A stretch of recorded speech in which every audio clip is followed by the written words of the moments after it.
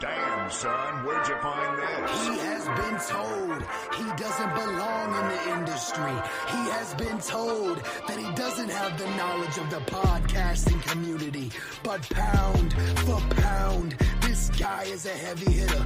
This is the Drew Billy Show. And without further ado, your host, the man, the myth, the legend, Drew Billy.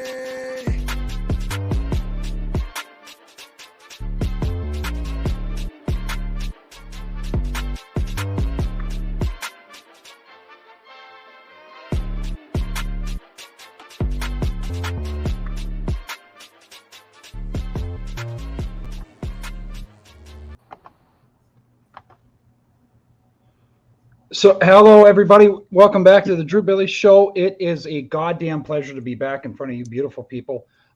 Eric Matheson's here, the co-host, and now Josh Mitchell being the new co-host. It is a goddamn pleasure, fellas. How are we doing tonight? Just living the dream, one day at a time. Yeah, that's a good way to put that. I'm happy to be back, man. I'm excited, especially to be on with have the co-host this time. I guess last time he was too busy partying it up in, wherever the hell he lives now, Miami. That's right. I don't do that. Yeah, okay, you're a saint. I forgot about that. But no, there's a lot of news that, I sent over the, basically I call it the script for tonight's show. Mm-hmm. I just really want to touch on what you guys, felt watching that Demar Hamlin, whole situation going on during the Monday night game with the Bills and the Bengals. Just Eric, anything, Yeah, I mean, it's a tough situation. I mean, I feel like, dating back a few years now, like Cincinnati is cursed or something, Yeah. Ryan Shazier got hurt. That's where Tua got hurt too, right? Yeah. Yep. Don't forget Vontaze Buffett kind of killed AB there too. Don't forget that. So I feel like that's just a tough place to go, I guess. But Yeah, right. no, man, it's hard to watch sometimes because, we always complain about the game being soft and, guys are getting penalties when they shouldn't be getting penalties. But the reality of the situation is no matter what you do, football is just a super violent game. Like, it doesn't matter what you do. You can put freaking flags in their pants and they're still going to find a way to hit each other. You know what I mean? So it's just a tough situation. And, the only thing you can really think about is like his family. And I just can't imagine having a kid, whether they're playing sports or not playing sports, and something like that happens to them. And you got to live with that. And you just don't even know if your kid's going to make it out alive. So it's a tough situation, but had me shook there for a little bit. Yeah, no. And Josh, you being, you went to Pitt like we touched on in the episode last week, anything, this really, I think, would hit home to you as well. Oh, 100%. Like I had met Demar a few times, been with him at a couple parties. He's like, what you see is what you get with him, man. He's a truly like genuine dude, cares about you, and if you're in his group or his friends, he's gonna do what he can for you. He's a class act, and I think Pitt does a good job recruiting guys that aren't just athletes, that are good human beings, and Narduzzi does a great job of turning them into good men in their time there. So. DeMar's one of those guys. He's a Pittsburgh born and raised kid. He stayed home to play. He had other offers from bigger schools. He wanted to turn the program around, and he did. But, dude, you're right. It hit home. It was tough to watch. I actually wasn't watching the game. I had just gotten home from working out and throwing, so it was a late at night for me. But just seeing, like, what happened, and, it was just an everyday hit, man. It wasn't anything vicious. It wasn't anything dirty. And he even got up. He acted like he got up like nothing was wrong, and then all of a sudden, bam, there he went. It just makes me think, like, people take, being an athlete, Eric, you can attest to this too. People take the athletic ability sometimes for granted. They think that, all we're programmed to do is just play a sport, and we don't have feelings, we don't have thoughts, we don't go through aches and pains every day. It's just kind of like we're looked at as, an athlete, and that's it. And LeBron came out with the uninterrupted thing, the more than an athlete, just trademarked that. And I think that's true. Like, that dude's got, I think it sucks that it has to be something this extravagant that puts people on notice, but like, this shouldn't have to be like that. And, I'm glad the NFL has shut it down. They're not going to reschedule it. But no, I just hope they take care of him. That's really all I can ask for. Right. No, and just I mean, it's just a crazy watching the game. I've seen. It was just it's interesting. They bring Ryan Clark on the Scott Van Oh, Pelt. yeah. He was involved with one of the most disgusting hits, and he touched on that story with him and Tomlin having to decide if he can play in Denver. And I think these guys are just programmed to want to continue. Like they touched on here that what I found was he asked if they won the game. Like that was his first thing. He didn't get.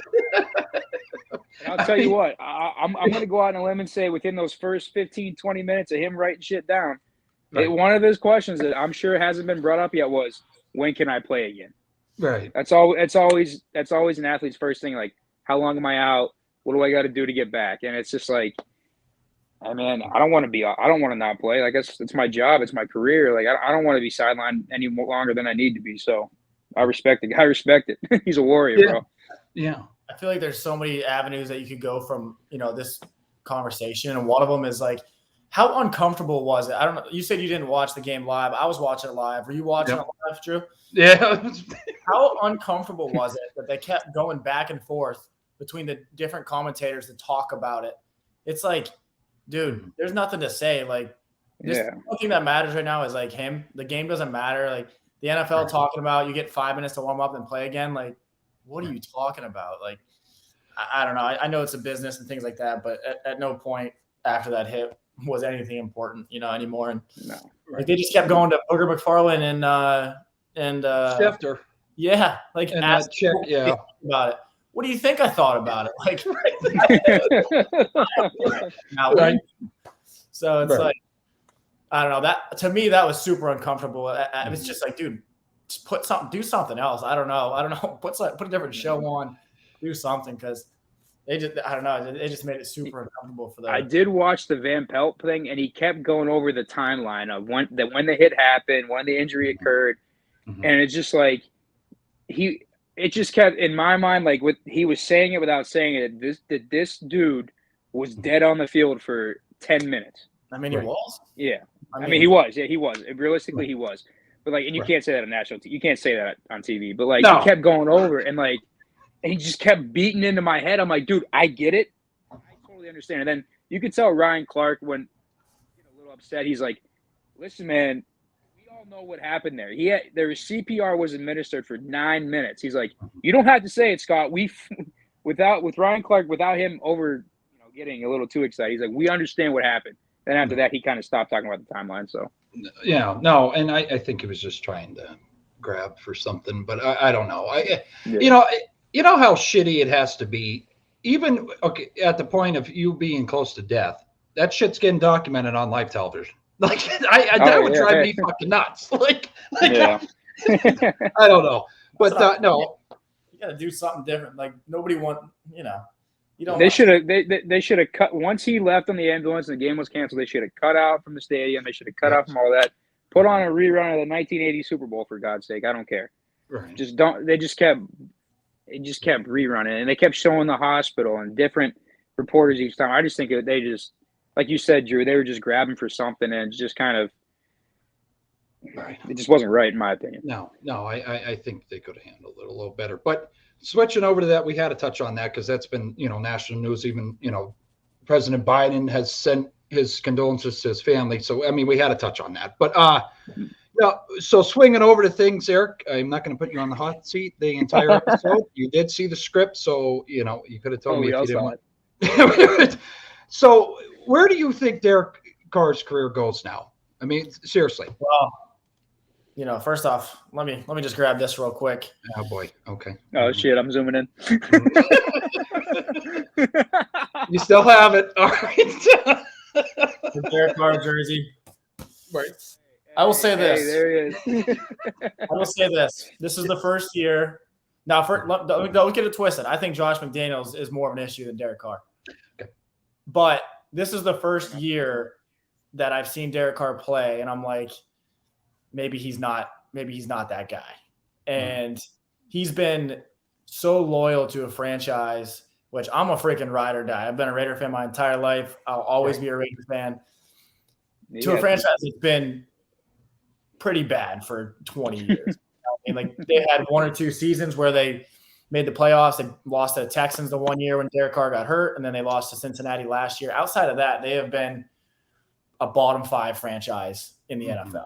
And I wouldn't go that far. I'm giving you top 10 or bottom. Sorry, not top. Jesus, oh god. I'm giving you bottom 10, bottom 15 because even those bad years, though, you think about it, Eric, they were still winning 6, 7 games. Like other than Carr's rookie year when they won what? 2 I would love to look up total wins in the past 9 years. Oh, they're in the bottom. They're down there. Don't get me wrong. And they're in the bottom. They've missed on first round draft picks every year. They're like last 5 draft picks have all been lost or freaking drunk driving, killing somebody. So I mean, they just Brick killed a guy. They've missed in every aspect of the game. Like they've missed. But I think it is time that you finally move on from Carr, and it sucks because he's such a good dude, and he's been loyal to a franchise that hasn't really given him all that much. This is the first year where I felt like they actually had talent and that they could actually win. Right. And he didn't produce, which that's just the game. And listen, man, that starts from the top down though. Like I know none of us are in those meetings. We're not in those quarterback rooms. We're not in all that. But like McDaniels was supposed to be this offensive guru, this quarterback guru. And correct me if I'm wrong, Eric. I only watched a few Raider games this year, but does Carr look like he's a little timid? Definitely. I think he's. Go ahead. I feel like he feels like he doesn't know where to go with the ball. You know what I mean? It's like he's scrambling a little bit. And my point is here's my point about Josh McDaniels is 2 things changed this year, right? Mm-hmm. One of them, they got the best wide receiver in the NFL, in my opinion. And then you got a new coach. Right. Do I think the best wide receiver in the NFL made our quarterback twice as, his stats just slash in half? No. And, last year you had Rich Bisaccia, who – he might not have been a head coach in the past. That was his first opportunity as a head coach. Hey. Those dudes love him. They freaking him. Yes. It's like what's his name from the Lions? What's his name? Dan Carpenter. Fucking would drink blood for that guy. That's what I'm saying. Dan Campbell. That guy's I don't know if I go that far. Oh, Dan Campbell. That's who it is. Dan Campbell. Yeah. Yeah, you said the wrong guy. We all know who you meant. You know what I mean? So it's like. I don't know. I thought they should have gave him one more year. They didn't. They went with Josh McDaniels. Josh McDaniels was absolutely horrible in Denver when he was there.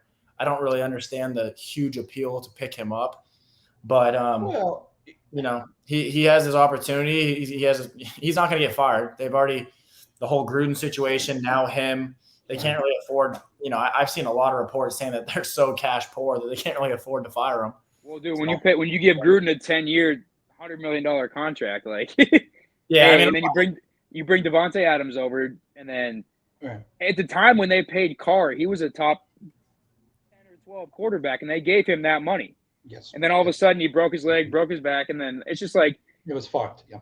Yeah, he got banged up, but at the same time, he still put up numbers where you could win, and it's just like that Raiders franchise is just like we're gonna. And even Gruden said he's like we're gonna have the best offense ever, and every fucking first round pick he took was some bum ass from Clemson or. From Clemson. Yeah, I mean, ever since that year, the year that I was referring to when they lost to the Texans, I can't remember what year it was, 2016 or something like that. Yeah, I was in college still. Yeah, 16. Mm-hmm. But, Matt McGloin, the pride of Penn State, baby, was the quarterback. That's right. Yes. Holy shit. That was when Derek Carr broke his leg that season. All right, now it's not so funny, Eric. What the fuck? Huh? I said, now it's not so funny when you say something like that. Yeah, come on, man. All right, but keep going. The guy, this is something I'm passionate about. That's my Raiders here. Go ahead. Keep going. But they obviously lost first round to the Texans. And ever since that season, Derek Carr has been serviceable. He's been good, but he never fully got back to where he was. He was a top 3 MVP candidate before he went down that year. And then ever since then, man. He's been okay, but he's not good enough to get you over the hump anymore. Right. Check down Carr, baby. Yeah. No, I think what Eric, I would be a little concerned about, and it's touched on in there. So you get basically the best wide receiver in the league, in my opinion, as well. And the selling point was he wanted to play with Derek Carr. So what the fuck do you do now? Because it's just So you got a pissed off all-pro wide receiver now because they just fucking cut him. you got a pissed off All-Pro future Hall of Famer that, like you said, came for one reason. If you don't bring in fucking Tom Brady, there's no winning. No, he's gone. Here's the thing. I was super concerned until I saw it today. I don't know if he said it today, but I saw the video today. And a guy asked him if he still wanted to be a Raider if Carr wasn't the quarterback. And long story short, he basically said, I've always had a dream to play for the Raiders.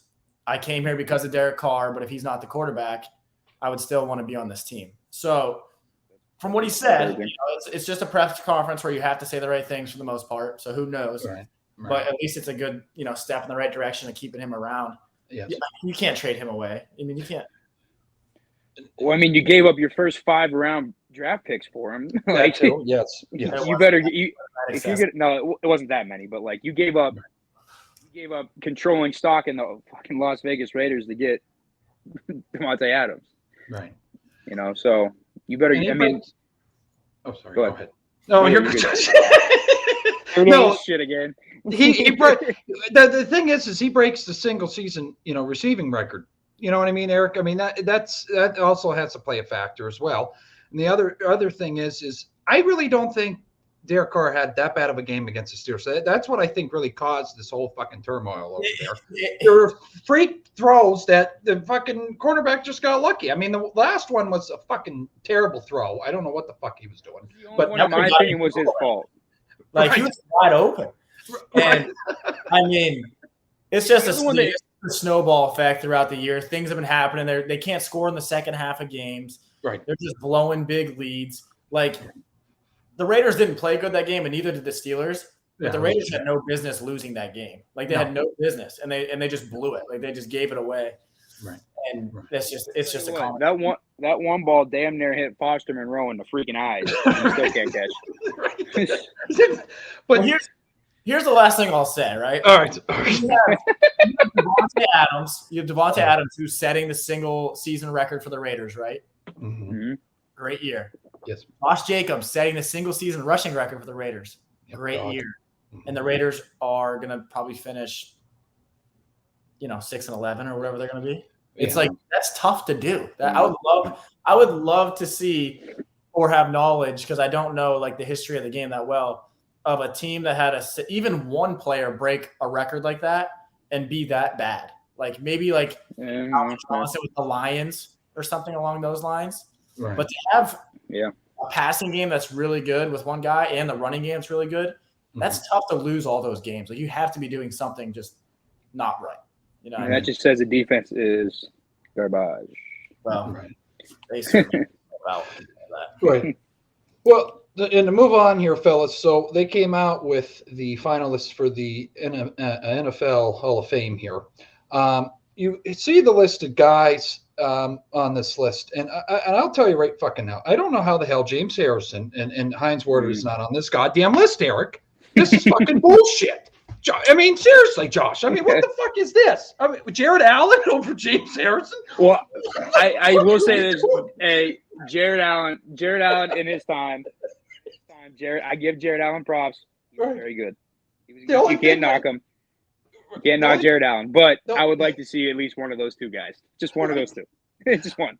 I think the only highlight in his career was appearing in that Jackass fucking movie. That was it. That's all I remember of Jared Allen. I forgot about that. That was wow. That was like the first one, wasn't it? Holy shit, that was so long ago. Yeah, right. If you think you're gonna make me sit here and advocate for one of the Steelers to make the Hall of Fame, you're not gonna hear it from me. Oh, Jesus Christ! You're not gonna get it from me. Do you think? I got to ask you though. What about? I'm trying to see here the guys on Devin Hester. I think should have been in a long time ago. He's one of the best fucking special team players I've ever seen. Does he still have the record for most returns in a year? Career. I don't know. I know Patrick Peterson, or no, not Patrick Peterson. What's his name? Plays for the Falcons. Oh shit. he plays a little bit of running back for him now, I think. Cordell Patterson. Oh, yeah. He broke some special teams record, but I don't remember exactly what it was. But Okay. Dude, Devin Hester was electric.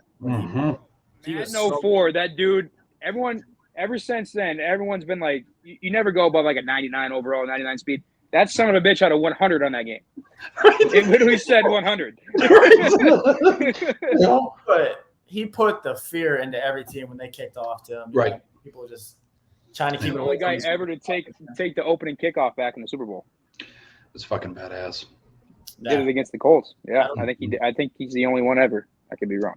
That'll get you going. And they still lost that Super Bowl, by the way. Still got their ass kicked. But, it is what it is. But no. Peyton Manning. Omaha. Yeah.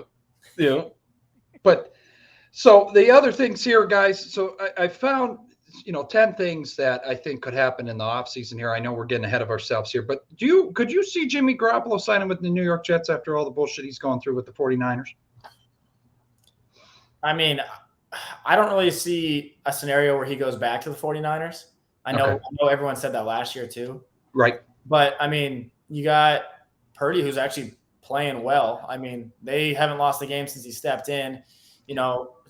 Kyle Shanahan is probably the best coach in football right now. He's very smart. Yes. They took Trey Lance, quarterback, 3 overall too. Right. Yeah, Trey Lance, who's going to be their future probably. I mean, I don't see a situation where he goes back. Believe it, I hate to say it, but I would say there's a chance that the Raiders make a run at Jimmy Garoppolo. I think there's a lot of teams that are going to make a run at Jimmy Garoppolo. I think he's very similar to a Derek Carr, but maybe a little bit safer. Right. Doesn't turn the ball over as much, but there's I think there's very few quarterbacks that are really like game changers for you. Like they can get you over the hump to win a Super Bowl. Correct. Jimmy Garoppolo's got 4. Jimmy Garoppolo's got to have everything around him like the 49ers to get that done. Well, not Oakland, Jesus. Vegas is a good fit for him. Because if you think about it, you got the number 1 receiver and after this year, the number 1 running back. Right. So that's a good spot. I think, dude, I think Derek Carr, you can quote me on this. Derek Carr is either a New York Jet or an Indianapolis Colt. I think he'll be a Colt. We were just going to move on to Derek Carr. So people are saying that he's going to go to Washington Commanders. He's a Cali boy. He can't do the cold like that. I'm telling you. Going into that Steeler game, I looked it up. He was 0-6 in games where it was under 32 degrees. I shit when I saw that. He needs to piss on his hands then. What the fuck is he doing then? Jesus fucking Christ. Hand warmers. Use 2 gloves. Kenny did it great. Kenny's doing it right. Use 2 gloves. Wow, that's debatable. We didn't do great, but okay. Well, you shut your goddamn mouth. It was a winning drive. He looked like a fucking all-pro out there. Hey, he's been deemed by NFL or former quarterbacks that he has the clutch gene. So game over, boys. Game over. Kenny's got the clutch gene. Steelers all the way. He's below average for the first 46 minutes, and I'm not gonna lie. Yes. Let's see. I would love to see the comparison in stats. Now, Derek Carr had a horrible game. Right. Neither team. I mean, it was cold as shit. Let's be honest. It's tough to sling the football. Well, and Franco died. It was just a sad, fucking gloomy day. Okay, Eric. It was the Steelers were gonna win. Franco did die. That's right. I forgot. Rest in peace, brother. I mean, it was just. I knew we were gonna win before we even went in there because he fucking died. You know what I'm saying? Dude, don't quote me on this. You can't lose it. You lose that game. You never have a fan base ever again. But I'd cut the whole fucking team. I would. I'd cut the whole fucking team. Well, first off, when Cam's big ass comes running out with the 32 flag, I was like, I don't need to watch the game anymore. Boys are in trouble. Right. Yeah. Also, too. So in New Orleans, Jameis Winston is out. Right. There's 2 teams that have homes that Derek Carr could end up at. I think those are his only 2 options, in my opinion. Not in a bad way. He's got weapons in both. Don't forget, Indianapolis has Jonathan Taylor. Yeah, I think that's. I can't guard Mike, so. I honestly think there's going to be a big market for Derek Carr. I think there's going to be 7-8 teams that are going to try to get him. Because, dude, it's better than what the Raiders gave him, in my opinion. He really does. Yeah, I mean, the quarterback position to me is the hardest position in all of sports, right? That position. Wait, you don't mean the backup punter? They play a pretty big role too. They got to carry the bags and shit, But they gotta. Well, that's just some random dude. Yeah, they got to carry the bags, jerk off the punter before he goes out there, get him all hot and bothered. All right. Holy fuck! All right. Holy shit! But no, to me, there's very few, like 7 or maybe not even 7 quarterbacks that can really, really put you over. Like, don't really matter who's on the team. I'm gonna carry the team. Other than that, it's a position that's so hard to fill and find. And I don't know. I think there'll be a lot of suitors for Derek Carr this offseason. No, I would agree. The other thing too, Eric, to touch on here, Tony Pollard needs to get the fuck out of Dallas because the sheer time with Ezekiel, he's a better fucking running back than Ezekiel Elliott. I'm gonna fucking say it right now. That's just how I think Dallas needs to part ways with Zeke, man. I think that, they let Zeke eat for so long that it's time, man. He's the prime example. This is why we don't pay running backs. That's why they don't pay him. Not we, I shouldn't say we. That's why they don't pay running backs those kind of contracts, because he had one good year in that contract, and all of a sudden it's just, I understand they like to change the pace, but Pollard can do it all. If not better than Zeke. I agree. I think Tony Pollard's a better back than Zeke is. I think him as a number 1 back, like if you look at Josh Jacobs this year, he's getting so many carries. He got like 90% of the carries for the Raiders. If you put Tony Pollard in that position, I mean, he's putting up some silly numbers. Like he's doing some behind that offensive line, absolutely. Right. So, I don't know what the contract situation looks like for Zeke. I know a few years ago he signed. He probably has 2 more years left, I want to say. Right. Could be wrong on that, but it's kind of what Josh said. You don't see running backs getting paid anymore, even though some of them can make a big difference. But most of the time, the margin between someone who's really good and someone who's average really isn't that much in the NFL. There's very few backs who are super, super good, and it's just they don't pay them anymore, and they're so interchangeable that what's the point of even having two backs like that? Like, there's no point. You're just wasting money. When Zeke did get paid, though, he had won like back-to-back rushing titles. Like, he was right. Oh, I mean, he was a dog. I mean, he was great. Was he worth that? I think he got like some ridiculous amount. And I mean, good for him. Like, he's set up for a very long time. He's fine. He's good. He's well off. But like, this is why. I mean, he was getting 2, 3, 350, maybe 400 touches a year, and he was just getting this shit kicked out of him. Right. Wear and tear. Especially when they had all those backup quarterbacks in, because the starter was getting hurt, whether it was Dak or whoever. All right, we'll just hand it to Zeke 25 times. Like, after a while, that shit catches up with you. Not to go back to our first conversation, but I was listening to this video today about the whole situation with him getting, hurt on the field or whenever that was, Monday night. Right. And this is his second year in the league, right? Yep. Correct. So he hasn't made that much money yet. You know what I mean? Like, he's not a freaking multimillionaire right now. He's not. Yeah, he was a 6th-round pick, so he didn't get a gigantic signing bonus. So I would love, and obviously I'll never know this information, but assuming he can never play again, I would love to know how the NFL helps him out with his life moving forward. So that's a fantastic question. Eric, now I don't want to fucking quote this fucking wrong because people are going to come after my ass. But when Shazier, and I don't want to make the comparison because this. Wait a minute, time out. You can quote it wrong all you want. I just talked about something going on that on the sideline that shouldn't be, so you're good. Right. But I remember, and I don't want to compare the injuries because this one was way fucking far worse and way more just sad to fucking watch. Just someone die on the field, basically. You know what I mean? So, but with Shazier is, when he did the tackle and then he's fucking paralyzed and everybody's like, what the fuck is going on here? Is he going to walk again? And then, he's able to walk again and all that. I believe, he was a higher draft pick than, Demar, but I believe, wasn't Shazier like a 1st or 2nd rounder at the time? 1st, 2nd rounder, but Pittsburgh Steelers, I believe, and I don't want to misquote, but I believe the Rooneys did help him start the Shazier, the trucking company. So, you know what I mean? The Bills are going to fucking help him. I do. I mean, I know the Steelers better. made his contract or did something like that. I can't remember exactly what it was. It's been a few years now. Right. But yeah, I mean, whether it's the Steelers are obviously, that's awesome that they help. Like, you have to, right? You fucking have to. I mean, this dude's going to war for you, and something like that happens. His whole life is, upended. And in this kid's situation, I don't know how old he is. He's probably 23. He's 24. 24 years old. Mm-hmm. Like, dude, he has his whole life ahead of him. And I mean, I don't know what the situation is going to be, like, as far as what he's able to do once he's recovered and things. Like, who knows? Maybe he's great. Maybe he's not. I don't know.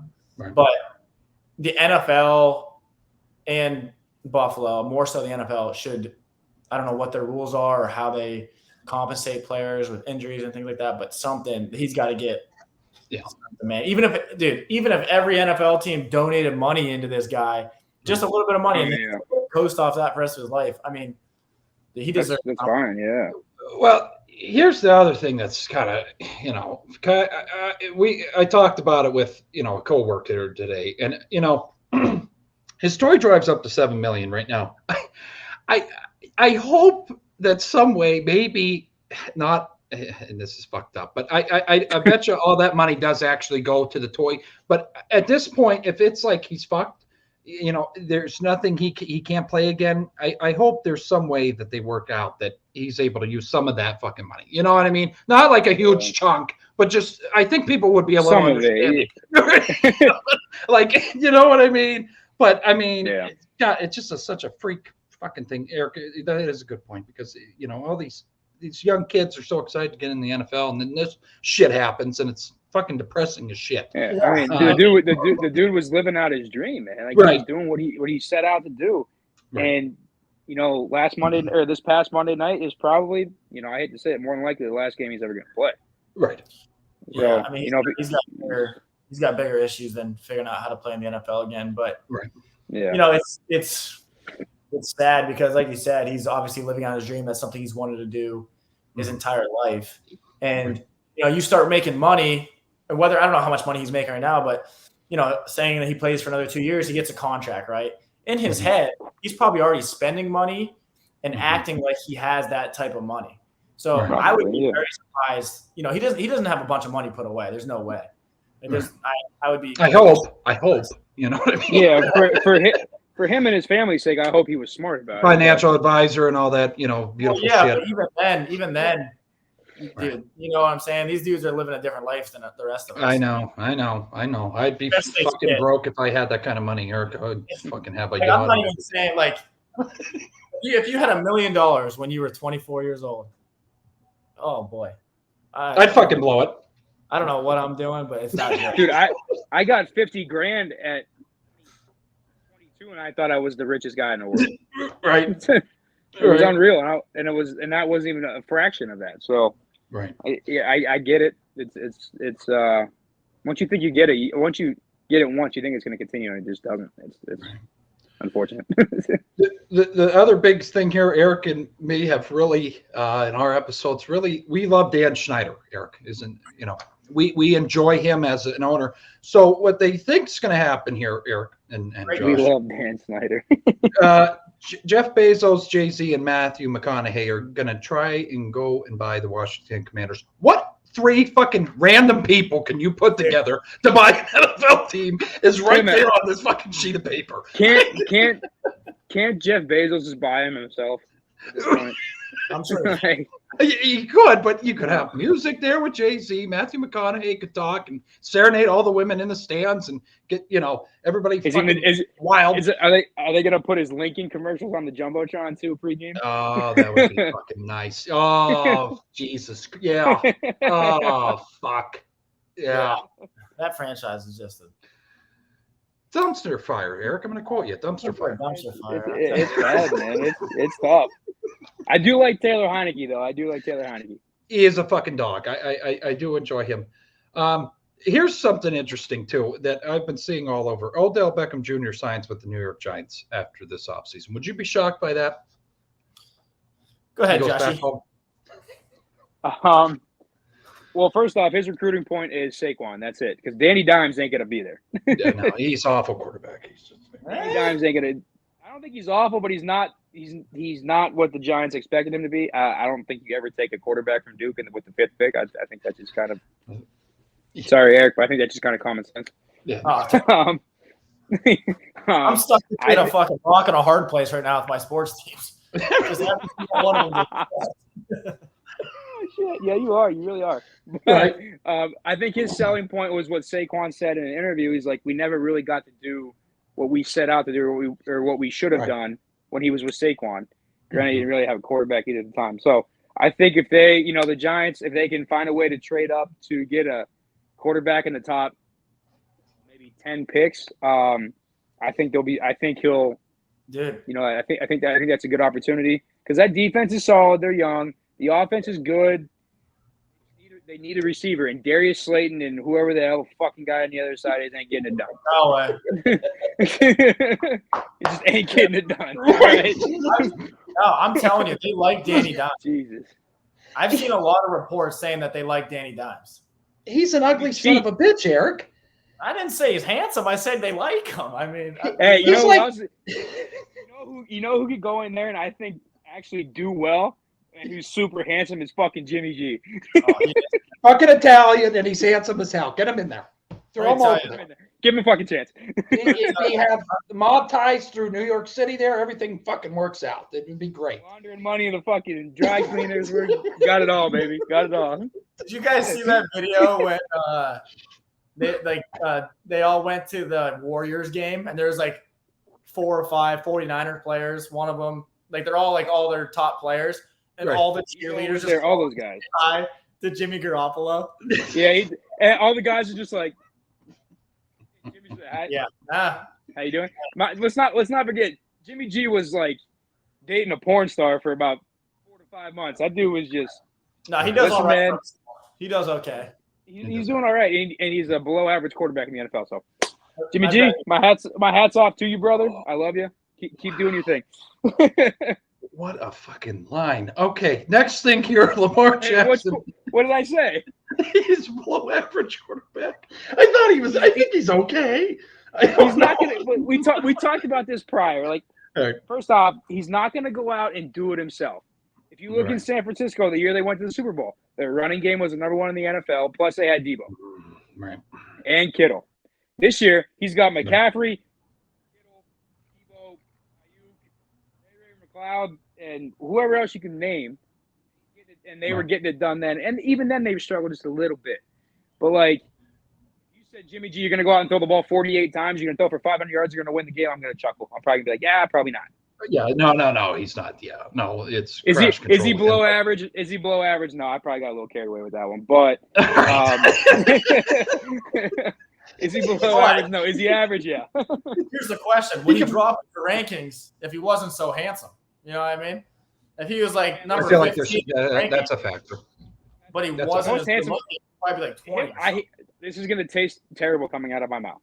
Him and Brady are 1 and 2 for the most handsome guys in the NFL, and there's a reason. I'm gonna fucking puke. Oh shit!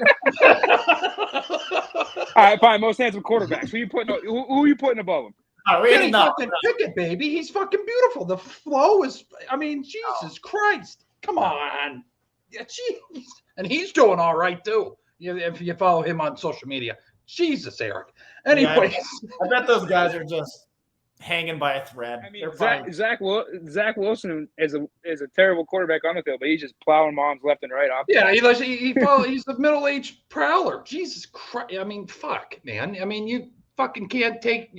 Don't go out to dinner with your family with Zach because he might fucking try to hit on your mom. There's no trying. I'm sure he is. Do you feel Lamar Jackson will demand a trade at this end of the season here? I don't think, as far as I'm aware, his contract's up. Right. So, man, in my opinion. Either the Ravens – I think the Ravens are going to try to franchise tag him. Oh. His ass will hold out. I don't know what's going to happen. I know he's his own agent, which is kind of weird. Yeah, I've never heard of this. Hey, the dude bet on himself, bro. Love it. But you can still bet on yourself and have an agent. You can do two things. 10% though. I'll pass on that one. I mean, who knows what would have happened if he had an agent, you know? I think this injury definitely hurts his stock a little bit. And 2 years in a row, buddy. 2 years.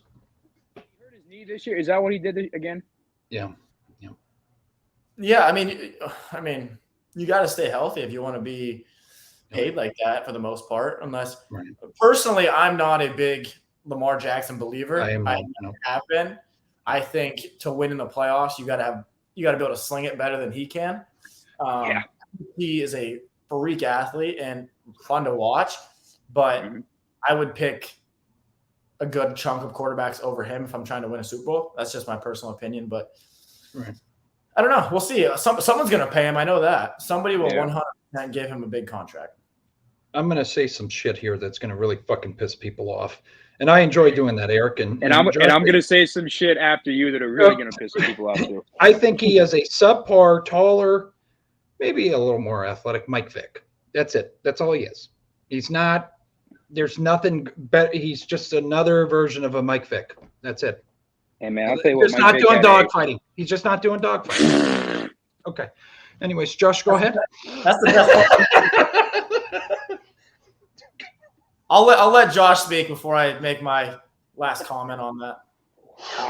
Dogfighting. Jeez. Okay. Well, okay. So I'm going to talk a little shit in the Ravens here. First off, the Ravens are not bringing in any quarterback into that offense because they got no receivers. They got Mark Andrews, and that's it. Rashad Bateman is a miss on a first-round pick, and who's the other one on the other side? Sammy Watkins from the fucking Bills, I think, is on the team now, too. I don't even know where Sammy's at. I don't know. Oh, he's on Green Bay still. He's hurt. He's on Green Bay. Okay, there's a Watkins guy. I don't know who the fuck he is. Duvernay, whoever that guy is. They got no receiver. You're not going to – Jimmy G would look at that contract and be like, yeah, no. That's even Jimmy G. That offense is so tailor-made to Lamar, he can't go anywhere else. Everywhere else is going to expect him to throw the ball 30 times. He can throw the ball 5 times in that offense, and they're still going to win games because they're ground and pound. And the 5 times they throw it might be 5 times to Mark Andrews. Right. No quarterback is going into Baltimore saying – no quarterback is going to the free agent market. Even the guys that are in college that are going to get drafted, I'd be willing to say a few of them and be like, listen, no. I'm gonna say no. I'm gonna go back. I'll go back. I'll go to the CFL if I have to. There's no primetime big name quarterback or even receiver going into Baltimore because they know they run the ball 38 times a game. Right. So it's fair to say you think that the Ravens are kind of cheeks. Is that fair to say? Yeah, that's fair to say. And I think Lamar, the only place for Lamar is Baltimore. So how bad are the Steelers then if they got their backup quarterback and the Steelers got to squeak one out against them? You see how quick my neck snap. Give a shit what anybody says. You see how quick my neck snapped on that fucking. Hey! What did Jameis say? Jameis went out and ate a fucking W. Whatever. That's a shocker. That's a wrong thing. Ate a W. They went and got a W. I don't care. A win's a win. A win is a win. I don't give a shit what anybody says. Let me tell you something, buddy. You're a front-running son of a bitch. That's what you are. What? You're a front-running son of a bitch. Hey, man, a win's a win. Right. No. I mean, it is what it is. I need to go get my James Conner. Hold up. Where's he at? I'll remember where you came from, Josh. Oh. Where's my PA, bitch? I've never seen a guy switch up teams so quick than Josh. Look at this. Oh, whoa. Oh, wow. Alternate jersey. Color rush, run two. It's a front runner. That's what he is. The front runner. The Steelers are 8-8. Don't call me a front runner. Yeah, you left the Raiders for the Steelers on the Steelers. Oh. Josh, listen. Listen. Here, we welcome Josh with open arms, just like a church. Well, you come on in, okay? We'll take care of you. We'll wash your wounds from the Raiders. He was just sick of watching the shit show. Josh, seriously, if you really look at not Josh, Eric, if you look at the last 2-3 years here, you got a coach that's get caught in emails, okay? You got a guy that has a Lamborghini, probably blew all of his, bonus salary on that. Kills a woman. And then I think there's another goddamn, wasn't there another DUI? Something fucking else happened. I mean, fuck that. David Arnett videos of him having guns. On his Instagram live story with a bunch of guns saying he's going to kill somebody. What the fuck he said? The Steelers always had issues. This is, Ben gets a little too excited at bars and we smoke weed. I mean, what? Hey, with all that being said, we're not fucking killing anybody. For all fuck's that sake. being said, the boys took the Steelers behind the shed last year. They did. They have for many years. Yeah. All I was gonna say though is that the day Josh transitioned into a Steeler fan, I lost a friend that day. That's all I was gonna say. Oh, that's how we're gonna go. Oh, okay. Oh my God! All right. I feel like I'm getting pain. I'm getting pain in my heart. Are you sure you're not having a heart attack? It hurt right here that day. Right here. Boy, the fucking Five Guys. You cover up the little ugly ass logo. 1, 2. You guys took us behind the shed, slapped us around like a Friday night date. I'll give you that. Oh. But let's not forget that we had a oak tree as a quarterback that day. Kenny Pickett's cheeks too. Hey, whoa. He ain't the future. Yeah, he is. This fucking guy. Eric, what the fuck? Future. I'm telling you right now.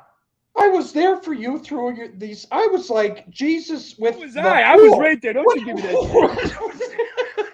I was there with you through this whole season of a shit show. Eric, hey, you got to trust the process. People, go back to the episodes. Huh? Now you brought Josh on. He's striking a nerve into him being. Oh fuck! I mean, hey, listen.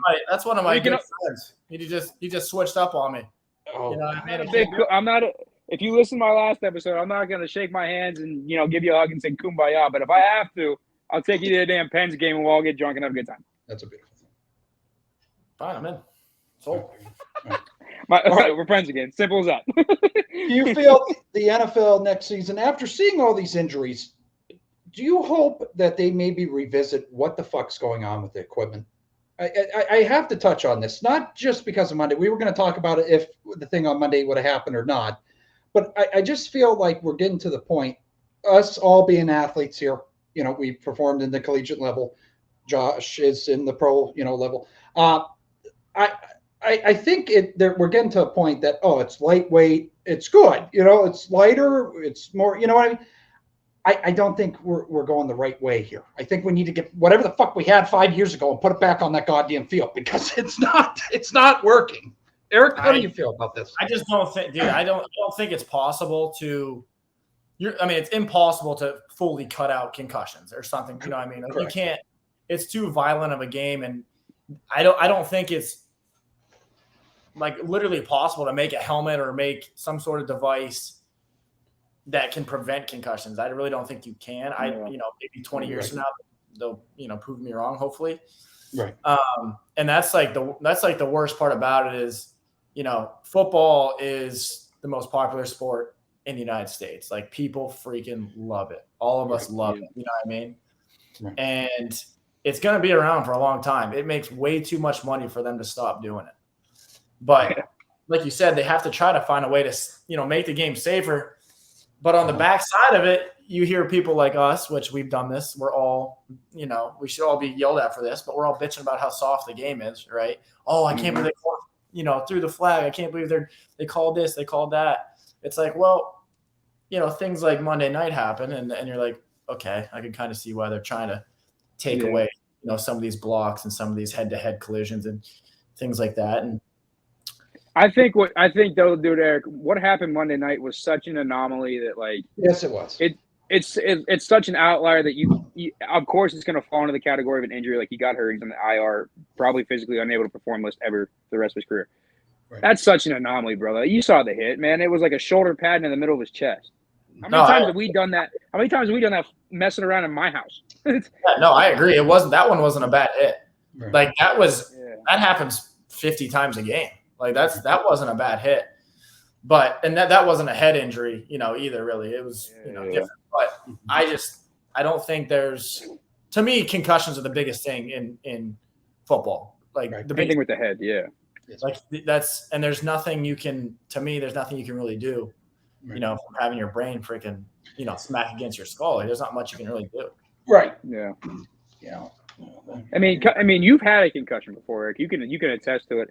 I've been lucky enough at least I don't think I have any documented concussions. Yeah. But I'm sure I've had one or two. But well, or maybe I was just born with my head smacking around, one of the two. No, the other issue is this, right? as athletes, as people who are super competitive, you don't want to come out of the game when you have even if you get your bell rung, which this is exactly what happened to me. When I was in 9th grade, we were in a football game and I got a reverse and somebody dragged me down from the back and I hit my head off the ground. And I was freaking, I didn't know what. I remember that. I remember that game actually. We go to the huddle. We call the play. I'm still super, super wobbly. We were running the wing T, so I lined up on the side of the tight end, and I start wobbling, and I move forward, and they throw a 5-yard penalty on me for a false start. And I went to the sideline. I was like, "Come here, real quick." And I was like, "I just need a breather. One play, real quick." It took me out one play. I freaking got my mental health back. And I went back out on the field. That's, so it's like. And the best part was I said I was the fullback in 9th grade, first off. And I hit Eric and I said, "Hey, you're good. Let's go." Smacked him on the back of the head. And I was like, now that I know that you had a concussion, then probably shouldn't have hit you then. Right. But think about that. That's a 9th grade football game. This isn't the NFL. You know what I mean? And I was I was like, shit, I want to win a 9th grade football game. This isn't, I'm not playing in front of 60,000 people who are cheering me on. I'm playing. Bro, we weren't playing in front of 60 people. Yeah, there's 14 people in the stands asking why I'm freaking wobbling. We had 14 fans and 13 of them were cheerleaders. So yeah. Well, but that's the thing. Like you said, you're an athlete, man. You don't want to come out. You don't want to even. I don't give a shit how much pain I'm in, you're in, Drew's in. You're not going to come out of the game. You're going to find a way to figure it out, and then you worry about it after the game. Because at that moment in time, that 9th grade football game was the only thing that mattered to you. Right. That Little League baseball game where I get hurt is the only thing that matters to me, and I'm going to find a way to pitch through it or play through it. It's just how athletes are. We're wired to be, these competitive warriors to the point where we're just we don't think logically. Right. No, I agree. Yeah. I did look at the statistics right now. We are actually down from last year. Just I don't know, man. That free hit with the chest, fucking I don't know. I feel like that was. They're already fucking talking about whatever the hell they can prevent that. Whatever. And you know what too? And you know what we haven't touched on yet was all the shit that T. Higgins took for that. Oh yes. He got so much grief. I'm like, for what? He got because they said he lowered his shoulder. I go, have you guys ever played football? Have you watched the game? I think that's the scariest part about the whole situation is that same hit happens almost every play. That was not 3 plays prior. Exactly. That wasn't a violent, illegal hit. That was something that happens all the time. And that's the scary. Put his shoulder down and ran him over, and it looked normal. And the best part, not the best part, I can't believe I just saw that. The part of the whole thing was Demar Hamlin jumped up and he clapped, and then all of a sudden, yeah, right. It was no. situation. But next thing here, and this is the last thing we have on in regards to this little bullshit I came up for the offseason. Do you think Tom Brady is done after this season? There's been so many fucking speculation. He's going to fucking say no, he's not going to stay. Loses his family, but he's still fucking playing. Eric, how do you feel about this? He can't quit. I mean, you can't give up you can't give up your supermodel wife for 1 year of mediocre football. You can't do it. Hey, dude, she was banging her. She was banging her jiu-jitsu instructor a year and a half. You don't blaming this one on here. And AB got in there too. Oh no! You guys are drinking the Kool-Aid. The jiu-jitsu thing is real. I don't know about AB though. I mean, AB, you don't know anything that's going on. No. AB came over for a house visit to play with the kids, and all of a sudden they were playing catch, and Giselle saw him in that nice tight tank top, and shit went down. It's not my fault. Brady, you're 46 years old. Your skin's or 45 years old. Your skin's starting to sag, and AB's a young buck, and he's getting in there. Anyway, yeah, but oh gosh, Giselle was cheating on Tom for 20 years here on TMZ. You heard it. Yep. No. 20. No. But he's definitely gonna play again. There's no way. You just lost that's a huge situation. That's not something. Let's not forget, Tom is doing well for himself. He's dating a 25-year-old Instagram model. Oh, he has fucking people coming over all the time. Yeah. He's enjoying. He's probably eating bread now too. He's probably enjoying. He's probably loving life. Yeah. Avocado, paste, whatever the fuck. Mm-hmm. The old TV. Avocado ice cream. He's having some fucking Rocky Road bullshit right now because his life's a joke. Eric, but when do you really think, and I know you and me and Chicago Steve have touched on this, but when the fuck does he hang it up? One more year. One more year. Fuck, he might be in the geriatric center from CTE, for fuck's sake. I mean, come on, man. No, that's not true. He's the only quarterback ever not to get hit. I forgot. Shame on me. They're holding every play, but he doesn't get sacked. Okay. I think he plays one more year after this one and then hangs him up. Yeah, you're not allowed to tackle him. That's a penalty. You know that. It's fucking 5 yards. The ref's ready to blow the whistle when you get in that 4.5 yard mark. Nope, illegal touching. And he still fumbled it during the tuck game. Anyway. Every time he's on the field, though, Eric, I do have to say this: if the offense is on the field, they need to zoom in on the reps. That guy's cheeks are already puffed, ready to blow that fucking whistle, and then nope. Okay, we're good. All right, there's nothing I could call here. Okay. Do you think these guys are going into Buccaneers games like, fuck, I don't want to do this game? Right, Tom's gonna fucking get my job here because I didn't call a fucking holding call or I'll whatever. tell you what, I know there's a thin line between being like a motivator and a leader and then being a douchebag like as a teammate. Like there's a thin line there. Like you have to yell at people once in a while. You know what I mean? Mm-hmm. When he's on the freaking sideline screaming, he really gets me going. I'll tell you what. He looks like a fucking asshole. And then he goes out. and drives 75 yards down the field on like 8 plays, and he comes off and goes like, "Yep, good job, guys." I don't know. I mean, it's like me and Berkeley, Josh, like we touched on before. It's like Benziger Park, baby. Guys? It's like, what the fuck's going on here? What the fuck? Oh, we're winning. Okay, hey, good job, guys. Yeah, woo. Dude, I will say this though: they are 8-8. Right. In their division, first off. Right. That man is going to have in my opinion, he's going to have a very light road to that freaking Super Bowl, and he's going to steal a Super Bowl at finishing the season 9-8.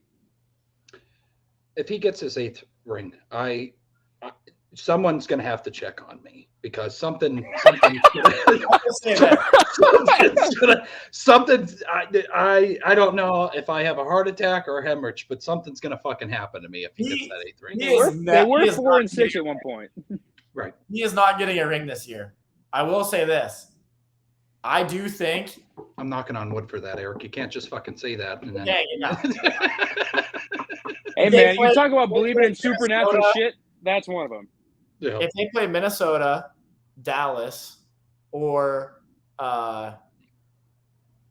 who's the other one? The Giants. If they put one of those 3 teams, they will win first round. They will win the first round matchup. At home in Tampa, they don't have anything to lose, bro. They're going to probably be 9-8, maybe 8-9. Who knows? They don't have anything to lose. That's a dangerous team to play. So you know what else I heard? I heard Gronk's coming out of retirement for the playoffs. Yeah, just for one game. Holy shit! I heard he called AB too and said, "Listen, I know you fucked my wife, but you want to come play wide receiver for us?" All the guys. Hey, Drew. Since we're already on the topic, did you have anything else that you were going to bring up?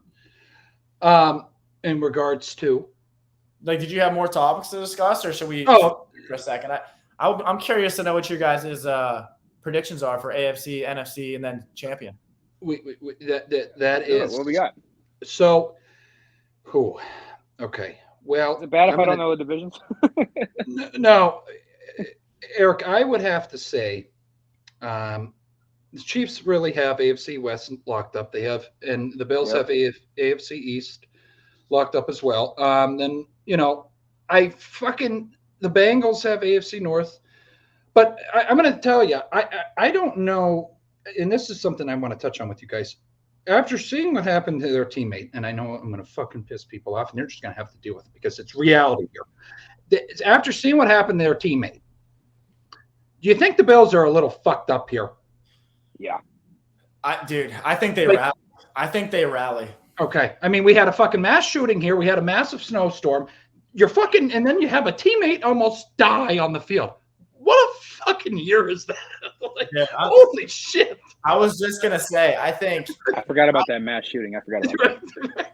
I believe in like storylines, like stories that go into the Super Bowl and stuff like that. Like it just seems like every couple of years a team is like destined to win or something. You know what I mean?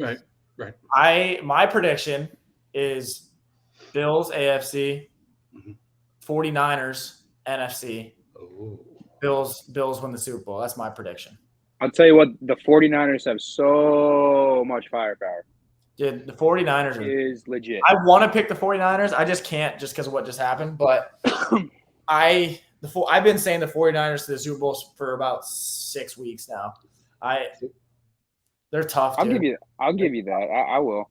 I do think the Bills make it. I hate to say this, man, but if they're playing the 49ers, I think the 49ers win that game. Very well could. Because listen, we talk about storylines. You said storylines. How Yes. Buffalo rallied, whatever. They've had a lot of shit happen. The city of Buffalo, to Demar, and I hope to God Demar gets healthy and comes back. And if he's not playing, he's on the sidelines being a coach or whatever it may be. Right. But can we fucking talk about Brock Purdy one goddamn minute? Dirty Purdy. Yep. He's Mr. Irrelevant, and he's done nothing but come in and just prove that. We didn't need to spend that third-round pick on Trey Lance. Maybe we don't need, good-looking Jimmy Garoppolo. Maybe we can do it with the last pick of the NFL draft because on this offense we have so many guys. Right. I think Purdy, you know what? You talk about a team that rallies. You talk about a storyline. How about winning a Super Bowl with your third-string quarterback? Right. Hey, I don't disagree. I love the Niners. I love them. I mean, I'm a little shocked that the Raiders and Jared Stidham lit them up last week. Like, that's the number one defense in the league. And, Yeah. Let's not forget that sometimes teams play to their opponent's level, like we've done it before in basketball. I think the 49ers walked in there saying, oh, Jared Stidham, he was a fourth-round pick to the Patriots. Hasn't played an NFL game since. Had a meaningful NFL game. That's what it was his first start, which is meaningful. And he wasn't that good at Auburn. Maybe. So my thought was like, a good team normally says, all right, enough's enough. Like, let's strap our boots up. Let's get this going. And they couldn't stop the Raiders all day. The only problem was the Raiders couldn't stop them. So they ended up losing the game. But, they're going to face, even though the Packers are heating up now, but, I wouldn't want to see Aaron Rodgers. I don't want to see Tom Brady. Oh, come on. Give me freaking. I think the Packs sneak into the playoffs, dude. I really do. Me too. They're winning this weekend against the Lions. They're sneaking in, 100%. Yeah, fucking Aaron Rodgers ate the whatever the fuck that peyote shit down there in the Virgin Islands or wherever, and he's fucking changed playing there. Come on, now. He's got his first tattoo. His girlfriend's name is Blue of Earth. Like, what are we doing, Aaron? Went on a 3 fucking day journey, fucking blazed out of his mind, and he's ready to fuck shit up on the field. I think they make a different world. He lives in a different world than the rest of them. I know that. I mean, still got it. Hey, after his career, he's going to move to Colorado, and you're never going to hear from him again. He's going to be fucking part of a tribe somewhere that collects fucking herbs and just hangs out. Like, he worships crystals and all that shit, too. So you think the Eagles are going to be fucked by the 49ers here? I like the Niners. Oh, wow. I mean, don't get me wrong. The Eagles are a whole different team when they got, what's his name, a quarterback compared to their backup. Hey, man, don't you hate on Minshew Mania, baby. Don't you hate on that guy. He's 0-2. You got to do something for me. He's 0-2. Oh, yeah. But good against the Cowboys. He did not look good against the Saints. But here's just where I think is going to be the sleeper, Eric. And if Dak doesn't slide on the field, I fucking hate the Cowboys, but I think they can make some noise in the playoffs as well. Let's not get out of hand here, okay? They are good. I mean, if Mike McCarthy Eric, we've touched on this many a times. If they get him that double chicken tender platter and extra barbecue sauce and extra honey mustard down on that sideline in the first quarter, game's over. They're going to the Super Bowl. Let me tell you this. Let me tell you when I will fear the Dallas Cowboys and think that they are a legitimate Super Bowl contender. Hold up. I'm kind of hungry right now. If they scoop up Sean Payton this offseason, I would be concerned if I was an NFC team. He's a great offense coordinator, great coach. I don't trust the Cowboys. If you have a great coach like him, I think it's a little bit easier to trust them. Right. But what we'll have to do is we will definitely have to have another episode before the playoffs once the bracket comes out. You know what I mean? We will do this. Predictions, because I think the Cowboys, depending on who they play, Mhm. have a very, very early exit in the playoffs. Oh, yeah, that's a possibility, man.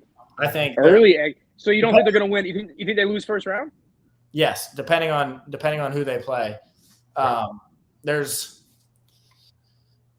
Realistically, unless they win, Eagles lose this weekend, they're a wild card team, right? Mhm. So fair enough, fair point. if they play Minnesota, I think they beat Minnesota. That's the only team out of those division winners I think that they would beat.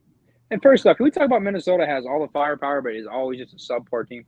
Dude, they are the biggest frauds in the NFL. I think Kirk Cousins I is over. I gotta stop drafting Kirk Cousins in my fantasy league, man. I'm like, yeah, he's now got Hawkinson, he's got Justin Jefferson, he's got Dalvin Cook. I mean, who? Yeah. Just throw me a bone one time, guys. I mean, they have arguably the worst defense in the NFL, really close to the Raiders, I'd say. Decent help. But oh man, don't forget Houston's up there too. Houston has just got awful all around. You guys ever seen that graph? And it says if they flipped every one-score game in the NFL this season, what your record would be? Uh-huh. The Vikings would have one win if they flipped all the one-score. Oh. They'd have one win. Like It was in Denver. Denver, if they would have scored 18 points, would have been 8-2 at one point.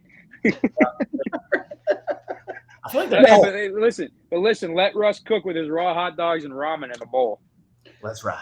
I want to touch on that too. So this is, and he had a press conference. I don't know if any of you fellas saw it, but everybody's just absolutely in this guy life. I've always thought he was fluke, but a lot of people enjoy Danger. He likes to call himself. I wonder if he bought a horse. Do you think he bought a horse out in Denver and named it Danger, and he rides to the fucking stadium? You think he does?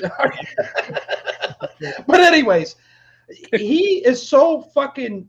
I don't know why he left Seattle, and we'll get into the. Everybody's probably like, "Holy fuck, are we going to get to the betting?" Yes, we're going to get to the betting, people. But listen, we still have 40 minutes to go to top ours. So, Eric, the ticker is there, and it is saying that we need to get to an hour and 46 time out here. That's all I got. Okay, but here's the biggest thing though. They were saying, and I forget, I believe it was some radio guy down in Pittsburgh. I forget what the fuck his name is. But he was saying that the confusion, and if you watch a Denver game, the Broncos game, you see that there's fucking confusion all around. And they go ahead and fire their head coach. All right, maybe he was the point of the whole disaster. But Russell is calling audibles that he called for Seattle that they don't fucking do in Denver. Like the guy, what do you do with that? Like, what the fuck is going on? Dude, if I'm an old lineman, I'm turning up and being like, Russ, wrong team, brother. that honestly, with being a Raider fan, being them in our division, that makes me happy. But they screwed themselves for $245 fucking million. Like, who in the world is going to trade you and pick up that contract? Who? Nobody. You just have to eat it. You just have to eat it for a couple of years, which makes me. The person who's picking it up is fucking Jeff Bezos. Well, he's gonna have to go play in a different league or something. Oh, now that would be something. He'd go to the Commanders. Oh, nobody wants that contract. Do we think Denver jumped ship after 1 year though? No, that's what I'm saying. You can't. Yeah, they can't jump. So my thing is like, to me, they're pretty close to being a really good team. Like, they have a championship defense. Their defense is really great. I mean, you talked about it earlier, Josh, a minute ago.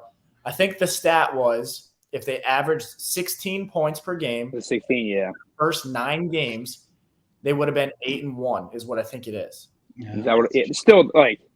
They gave up Drew Lock, who Drew Lock was doing the same shit, scoring him 16, 17 points a game on a rookie deal. Like, it was more entertaining. He could sling it. He was dancing. He was dancing and shit. Yeah. He was electric. I'm gonna throw something out. Oh yeah, go ahead. I was gonna say, like, listen, I like Drew Lock coming out of the draft, but Geno Smith, I'm just gonna give you a round of applause, brother. You earned yourself another contract. Yeah. I just hope you're not just a shot in the dark there, but keep going, man. Yeah. I'm sure he's not watching the show, but damn, Gino, I love you. I hope he did. We're gonna have to tweet at him after the game or after this session. Right. Let me Gino, check this shit out. Right. He's earned his flowers for sure. Like the beginning of the year, everyone was talking about Seattle probably being a top 3 pick in the upcoming draft. And are they going to make the playoffs? Probably not. They need a little bit of help to get in.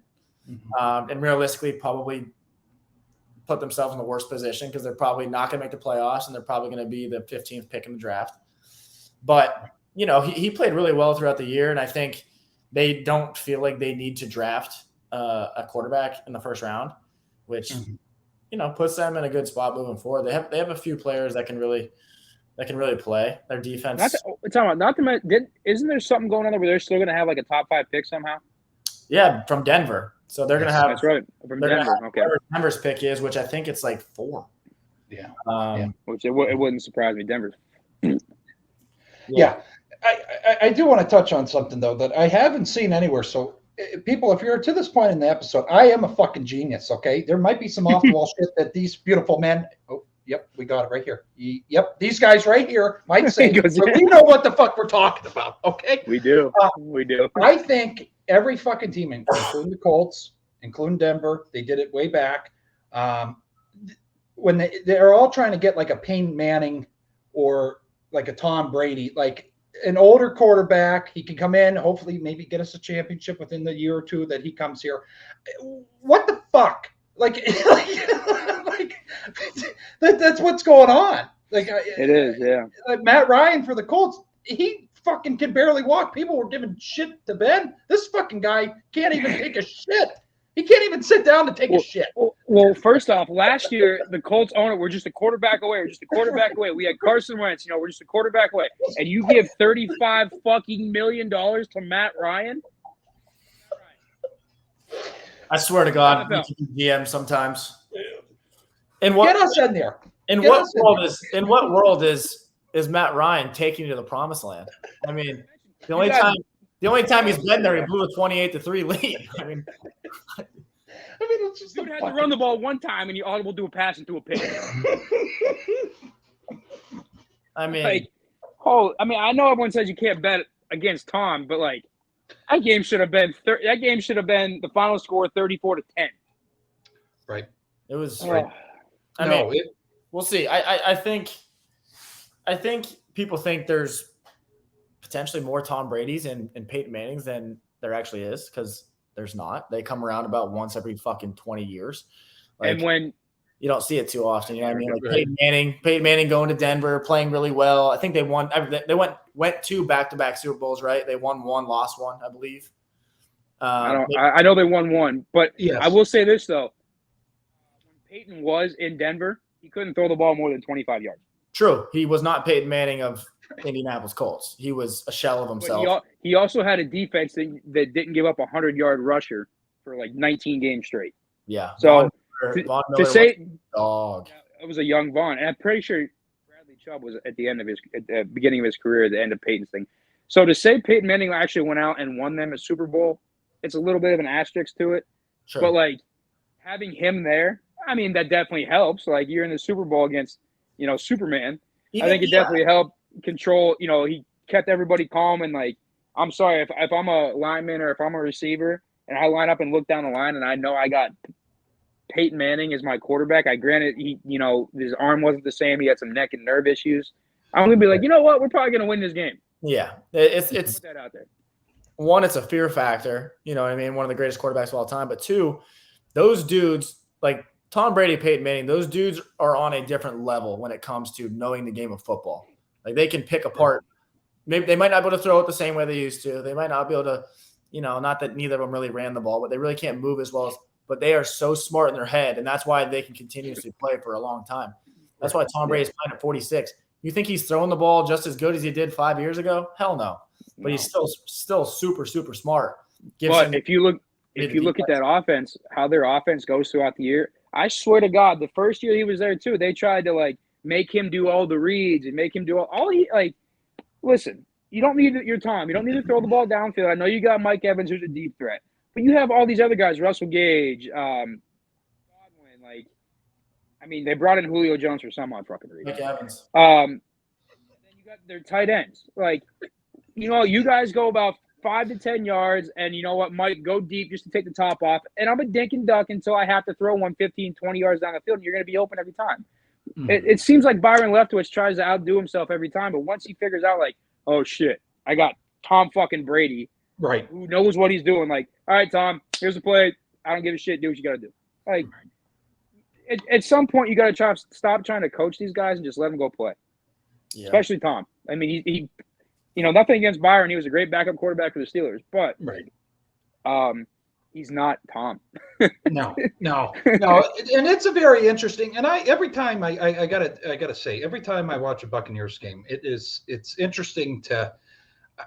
There has to be times that Tom's just like, Byron, shut the fuck up. You know who I am. You know who you are. Give me the fucking Microsoft Surface Pro. I might throw it on the fucking ground and smash the screen, but let me just see it for myself. I don't need to fucking tell me, buddy, okay? Hold my fucking towel and shut the hell up. That's always an interesting dynamic, right? Yeah, especially with a, like. Well, no. I'm saying you have a offensive coordinator who is about a tenth of how good you are, telling you how to play the game of football. Like, that's a weird dynamic, right? Like, and younger than you. That's like even if you want to put it in basketball terms, like most basketball coaches telling LeBron or Kobe or Jordan what he should do. It's like, I mean, I probably know more than you. You know what I mean? Even though it's just a weird dynamic. Yeah. Or like, who was Phil Jackson was Michael and Kobe's coach. Now I think about that. Yeah, kind of cool. But like, so he played. He gets it. Steve Kerr was a fucking role player. What do you think he's saying to Steph? I mean, well, see now. Here's what I'll say about this, though. It's a little bit different in certain circumstances. I personally think so. When you are that small in the NBA or in any level, and you're also, I'm not trying to bring race into this, but you're also white. Like, you're not as fast. You're not jumping. Like, you're just not as athletic, right? You have to find different ways to be productive and find ways to impact the game. So you have to try to think it a little bit differently, because you can't just get by people. You can't jump. You have to think differently about how to get it. So those dudes do look at like Steve Nash. Like, you think Steve Nash is smart? He's probably one of the smartest dudes, because he's just a little guy. He was never playing above the rim, but he played phenomenal for however long he played, 15 years, 10 years, whatever it was. So I think like someone like Steve Kerr, yes, obviously absolutely nowhere near as talented as somebody like, Steph or Michael or whatever. But he probably has a very, very good view on the game, and also has a lot of experience playing in a bunch of finals with Michael and things like that. And I'm not trying to knock him, Steve Kerr, because we all saw The Last Dance. We all saw what Steve Kerr was for the Bulls and what he was to Michael. I'm not knocking him. Right. I'm just saying, you got a generational talent bringing the ball up the court every fucking play. I'm just like, at what point do you just be like, hey, Steph, here's the clipboard? I mean, don't get me wrong. When they had Steph, Clay, Draymond, and KD on the team for those 3 years or whatever it was, That shit don't count. I mean, you had Slim Reaper, bro. Like, that's not even fair. Out of the 30 NBA coaches, I don't know how many, maybe all 30, win a championship with that team. Like, I think so. It's tough. It's tough to watch that one. Like, that's just, there was such a gap in talent those years that it's a little bit different in those years. But like, so the years when they were making the finals against the Cavs, like, they were better than the Cavs, but there wasn't like a huge gap early on. You know what I mean? You and I are laughing at the same fucking thing right now. No. But my question is to you. I know you're a LeBron fan. You are ride or die. You always have been, and I respect you for that. I'm not a big NBA guy, but when I was kind of into it and we were playing, here we go. Very nice. Hey, Drew, take his mic off, block his ass. You were out. I'm a Lakers fan, though. That's what's fucking shitty. Anyways, go ahead. Sorry, my bad then. It's all right. Was never a gigantic NBA guy. I'll be honest. I like college basketball more. Right. A little bit of time when I was playing high school basketball, I was into it. Dwayne Wade was my ride or die just because he was simple, whatever. Point being, you take those Miami teams, Eric, put them against that Warriors team. I know. And listen, factor out your bromance for LeBron. Straight up, who you taking? Oh, the Warriors all day, every day. I would take them against any team ever created in the NBA. They have way too much talent, way too much spacing. The difference in the game from 2012 to 2020 or whatever year you want to pick is ridiculous. Like you look at those Heat teams and you have LeBron, you have Dwayne Wade, and you have Bosh. They still were not going crazy, moving the ball, spreading you out, killing you from the perimeter. And that they did spread it a little bit towards the end when they just let LeBron go down the middle and said, "Hey Ray, you go stand over there." And I don't remember who was. Ron was an average shooter at best. Dwayne Wade didn't shoot threes. Chris Bosh was a below average 3-point shooter. They didn't spread. But boy, did he chuck them up there. He did fucking throw. They would shoot them. They didn't go in though.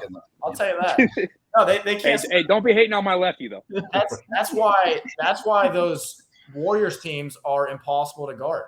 Because you have KD who can shoot it from 30. You got Steph who can shoot it from 30. You got Clay who can shoot it from 30. They spread you out so much that there's just too much room. There's too much space on the floor against a team like that. Like, and if you get by them, Draymond's tackling you. But he's a very good facilitator and a point of the offense that moves the ball and stuff. So I've actually talked with you before about this, the old Jordan teams versus the Warriors. Yeah. And I would take them 100 out of 100 times against those teams. Who, the Warriors? Yes. Oh, yeah, we did. Yeah, I fucking remember that, Eric. God, my fucking blood's boiling right now. Yeah, I remember this. We know this. For the people that we're an hour and 21 minutes into this. For the fans that don't know, Drew absolutely loves MJ. I love MJ. I love Kobe. Dennis Rodman. Eric, I remember. I don't want to get too fucking far off from the NFL, but this is just a great conversation. Eric, do you want to tell Josh who I had on my all-time lineup when we did that, and that really fucking got you going? I can't even remember. It was the worst start. It was the worst stuff I've ever heard. Come out. Was Dennis Rodman in there? Power forward, baby. Fucking right. Like, if you played a best of 7 series, they would have stopped it after 2 games and said, we can't go on no more. It would have been just a bloodbath. He would have. Hold on. You got a guy that's going to score you 2 points. Granted, he's going to get you 30 fucking rebounds and probably 3 blocks. Right. You know, if you're going to – he does need to put the ball in the hole, and I don't think Dennis could do that. Hey, you know what Dennis Rodman would be doing against the Warriors if they played a 7-game series? Oh, here we go. He'd be grabbing the around like an idiot out of the bottom of the net. That's what he'd be doing. Oh, he'd fuck Draymond up. Come on now. Draymond's going to score 8 points a game. Who cares? Well, he's not Draymond. I'm not talking about Draymond. He's talking he gets 30 boards a game. I'm telling you, he'll be grabbing them boards out of the bottom of the net. They'd be killing him. He'd lock up KD. He would. He would lock KD up. He's soft. That's crazy. Yeah, going inside with Rodman on him. I am the biggest LeBron fan ever, and I will tell you right now, KD is the best scorer of all time. Oh yeah. What about Kobe? No, Kobe was phenomenal, but he was more of a volume scorer. Can we have a little respect for the guy? He's dead. You know? I love him. Oh my God! Why are you going to say that? Jesus Christ! I mean, it's Kobe Bryant, man. All right. Anyways, let's get to the predictions here before we say some more off the wall shit. All right, Eric. I got the spreads going in the money line and all that. I know you enjoy this, Josh. I would love to hear your input on some of the games this week as well. First game on the lineup here, Eric, is your Raiders against the Chiefs. How are we feeling? Not good. Not good. Okay. That ain't even close. I did see the line went down a half a point. It was at 9. It was at 9.5. Right. I don't know if they're expecting the Raiders to come out with some fire again and play them tough. Right. One-time wonder, baby. Jared Stidman's going to throw 3 picks next week. I don't think so. I mean, I don't think the Raiders aren't playing for anything. You know, I mean, for pride. That's all they're playing for. So, I mean, Chiefs are still fighting for the number 1 seed. I think Chiefs, unfortunately, take care of the Raiders. And I'm gonna disagree with you, and it's sad that a fucking Steeler fan, Eric, is coming to the rescue of a Raiders fan. This is a trap game. That is a trap game right there. I would not. Yeah, I don't know. I don't know if I'll touch that game. I could see Patrick Mahomes. Fuck, they almost lost to the Texans. I mean, fuck. Yeah. I think here's a part of my logic though is the Raiders. The Raiders should have got them the first time around. I don't know if you're right. Came or watched that game. Yes. The Raiders once again had no business losing that game once again. Right. And the Chiefs, it happens like every year. Like every year, the Raiders either get them once or they almost get them, and then they play again. The Chiefs are like, oh, wait, they can actually kind of stick with us. We should probably just beat the living shit out of them next time we play them. Right. And they just So, I don't know. I don't like the chances. I think the Raiders probably packing it in. Like I said, they're ready to go to freaking Cancun and hang out in the sun and do whatever they're going to do this offseason. Why's it always got to be Cancun? It can't be like Greece or some shit. number one seed. So I think, I personally, I wouldn't play it at all, like money wise. I wouldn't play the Chiefs -9.5 or -9. But if I had to pick one, I'd pick the Chiefs. Again, I would say the Chiefs, but this is a beautiful setting for a trap game. So I would do maybe two different kind of, if you're going to do money line parlay, go ahead and do a long one like I do because I'm a fucking psychopath. Do like a 15-legger with the Chiefs win and then do another 15-legger with the fucking Raiders and see what happens. Yeah. But all right, Titans and Jaguars, what do we got here, boys? Well, they're both playing for a playoff spot. Correct. What's the point? What's the differential right now? 6.5. I think I take Jacksonville, brother. I'm on the luscious locks of Trevor Lawrence. I'm all about it. I really like Trevor. I like the way he's played. He's got. Right. Zay Jones is coming to himself. Christian Kirk is Christian Kirk. Evan Ingram has had his career, reconciled or whatever, brought back to life after leaving the Giants. Right. They got a decent run game with ETN, even though he catches the ball more. I'm taking the Jags all the way, and I'm taking Jags money line. Eric, plus 240.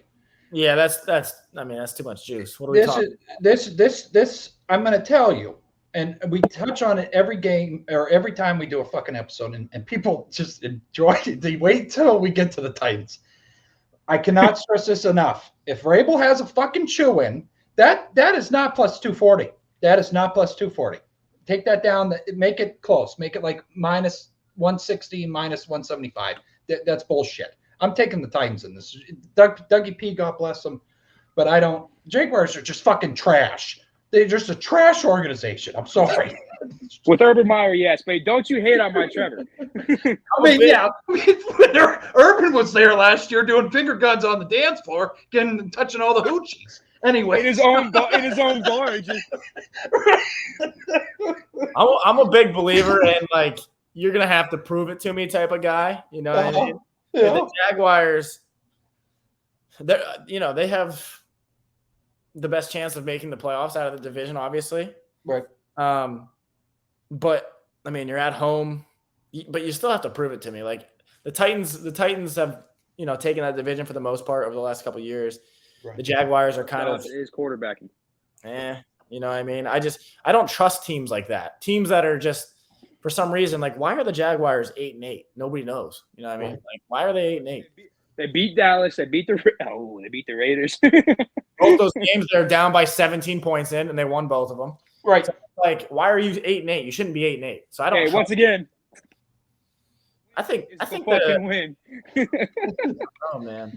Dualville County, okay, Eric, is a shit show down there. Also, I want to say, if some of the fans have brown bags over their heads, that could also sway the game, because that also could sway the game. So we got to really see what's all going on down there. They explain the brown bag situation, please. They came to games with the Jaguars suck with brown bags over there. Okay, listen, that was when they were bad. Now they got the second coming of whoever used to be a star quarterback there, which I don't think anybody ever was. But Trevor Lawrence is good, man. People are hating on him. I'm telling you what, Trevor's going to go out. Trevor's going to do some Trevor shit, and they're going to win that game. All right. Well, Eric, right here, 1 hour and 28 or 29 minutes. Trevor wins that game. What are you calling here, Eric? I would take the Titans plus 6.5. I probably wouldn't take their money line because they should. I mean, they're on their second string quarterback, whatever they're on. But I would take. I think he's their third. Isn't Malik Willis the second string? Who's starting for him? Josh Dobbs. Oh, yeah. Steeler. Yeah. Yep. Oh, easy dub for them now, huh? Yeah, for Jacksonville. I don't know. I'm gonna go Titans because I just don't trust the Jaguars. I never have put money on them. I'm running the Jags all the way. Well, I'm not all the way. I'm saying the Jags win. All the way to the Super Bowl. Yeah. So the next two games here, I think the next two games here are the most interesting ones. New York Jets against the Miami Dolphins. Very close spread and very close money line here, Eric, right now. Who the fuck are we taking here? I guess the $1 million question is Tua playing this weekend? No, he's out. They already said he was out. They already said he was out? They already said he was out. So you got Teddy. You got Teddy B. Teddy two gloves. Yep, 2-glove Teddy. Yep. Give me freaking Teddy 2 gloves. Give me Teddy 2 gloves and them Dolphins down here in Miami. I'll take those boys any day of the week. Oh, you taking that? Hey, just because you worked for him for a little bit doesn't mean you got to take him, brother. Hey, I don't trust the Jets.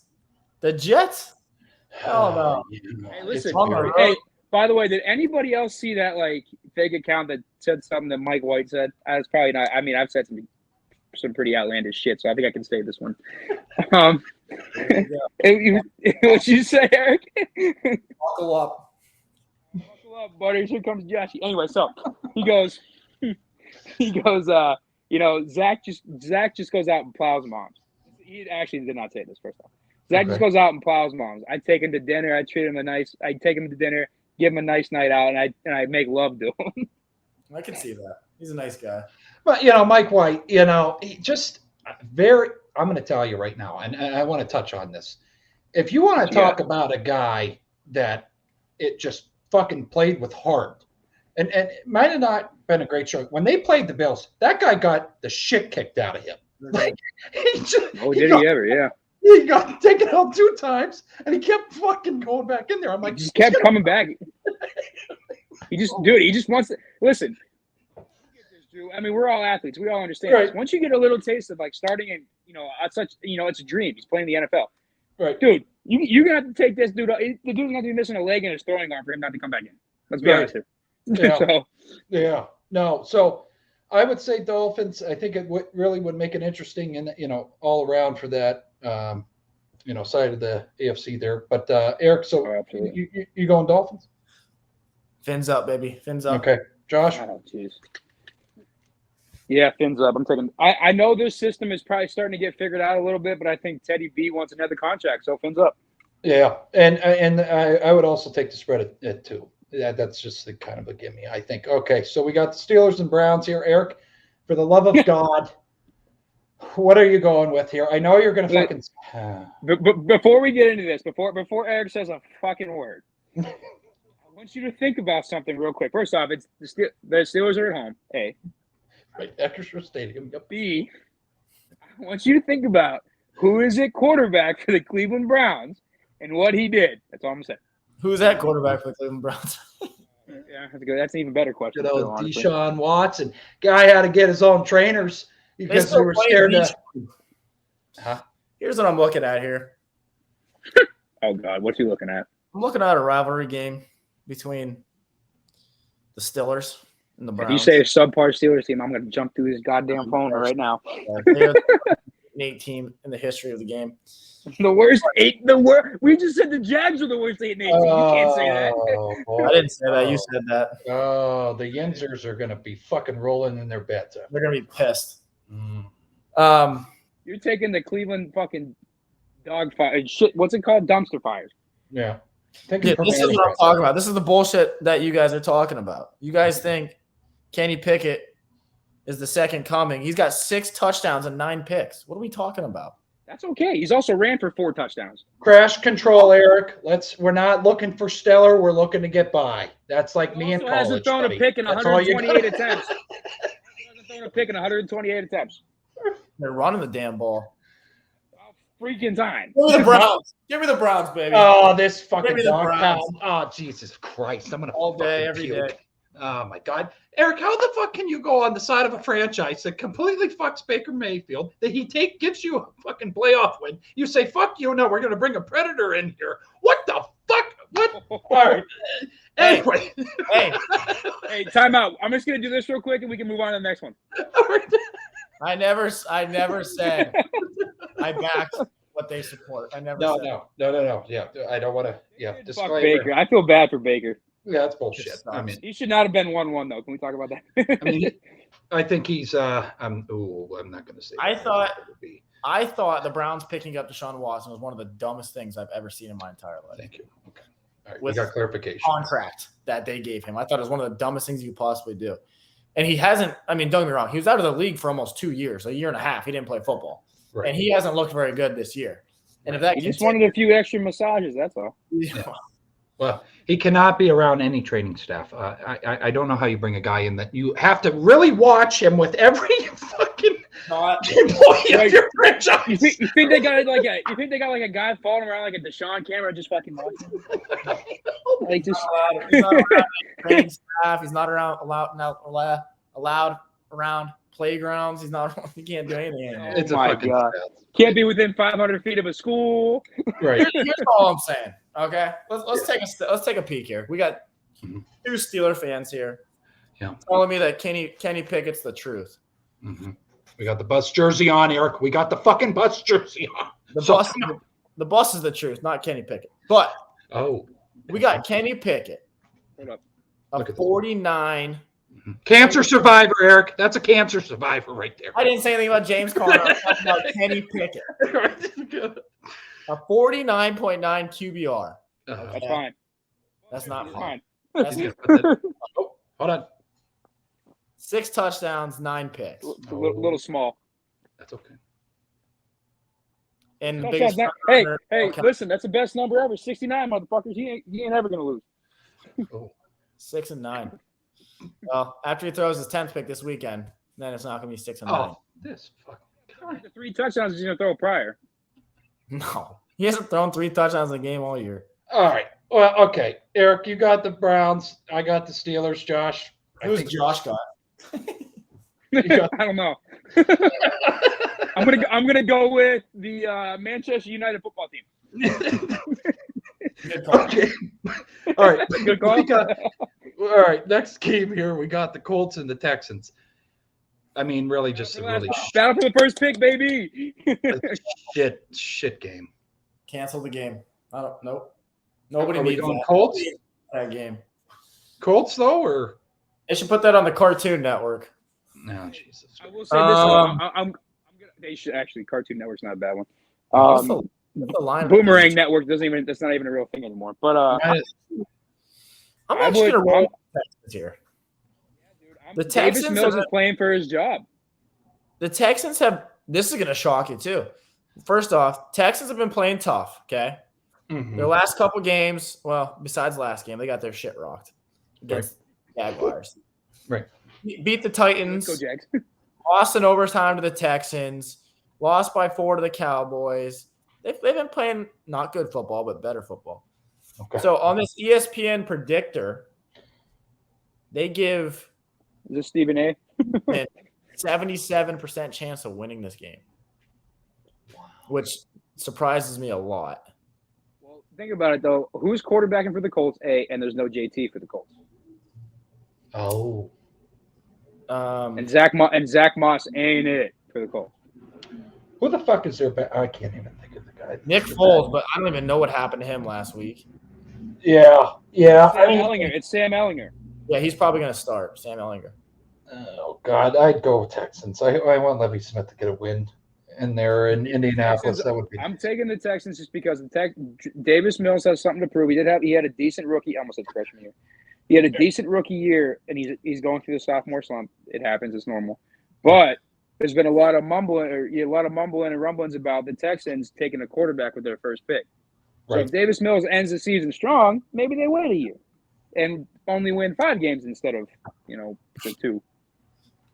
I want you to like put this in the archives because there is never going to be a situation ever again that all three of us think the Texans are going to win a football game. Yeah, we might need to save this one. We'll snip it and we'll put it in the archives. we need to. Yeah. The lock of the week, the Texans. No, please no. I say we all pick our lock of the week after you're done going through the games. Okay, Buccaneers and Falcons. So Eric, what are we feeling? The Buccaneers are not favored in this game. I want you to know this. And this is it in Atlanta? It's in Atlanta. Is Tom not playing, or is he playing? No, Tom is playing. 4 points? That seems like a lot. I would definitely take the Bucs and the points. Has Tom beaten Atlanta since he got to that division yet? Yeah, I think so. The Saints is the team he struggles with. Exactly. The Saints is the team that he struggles against. But I think they beat the. Maybe they didn't. I'm going Buccaneers. They beat the Falcons earlier this year. Yeah, I don't know why they're plus 176. This is actually fucking mind blowing. Like my brain is itching and I can't itch it. So what the fuck is going? What, Eric? What the hell, John? What the fuck is going on here? What? Another lock. Bucks plus 4.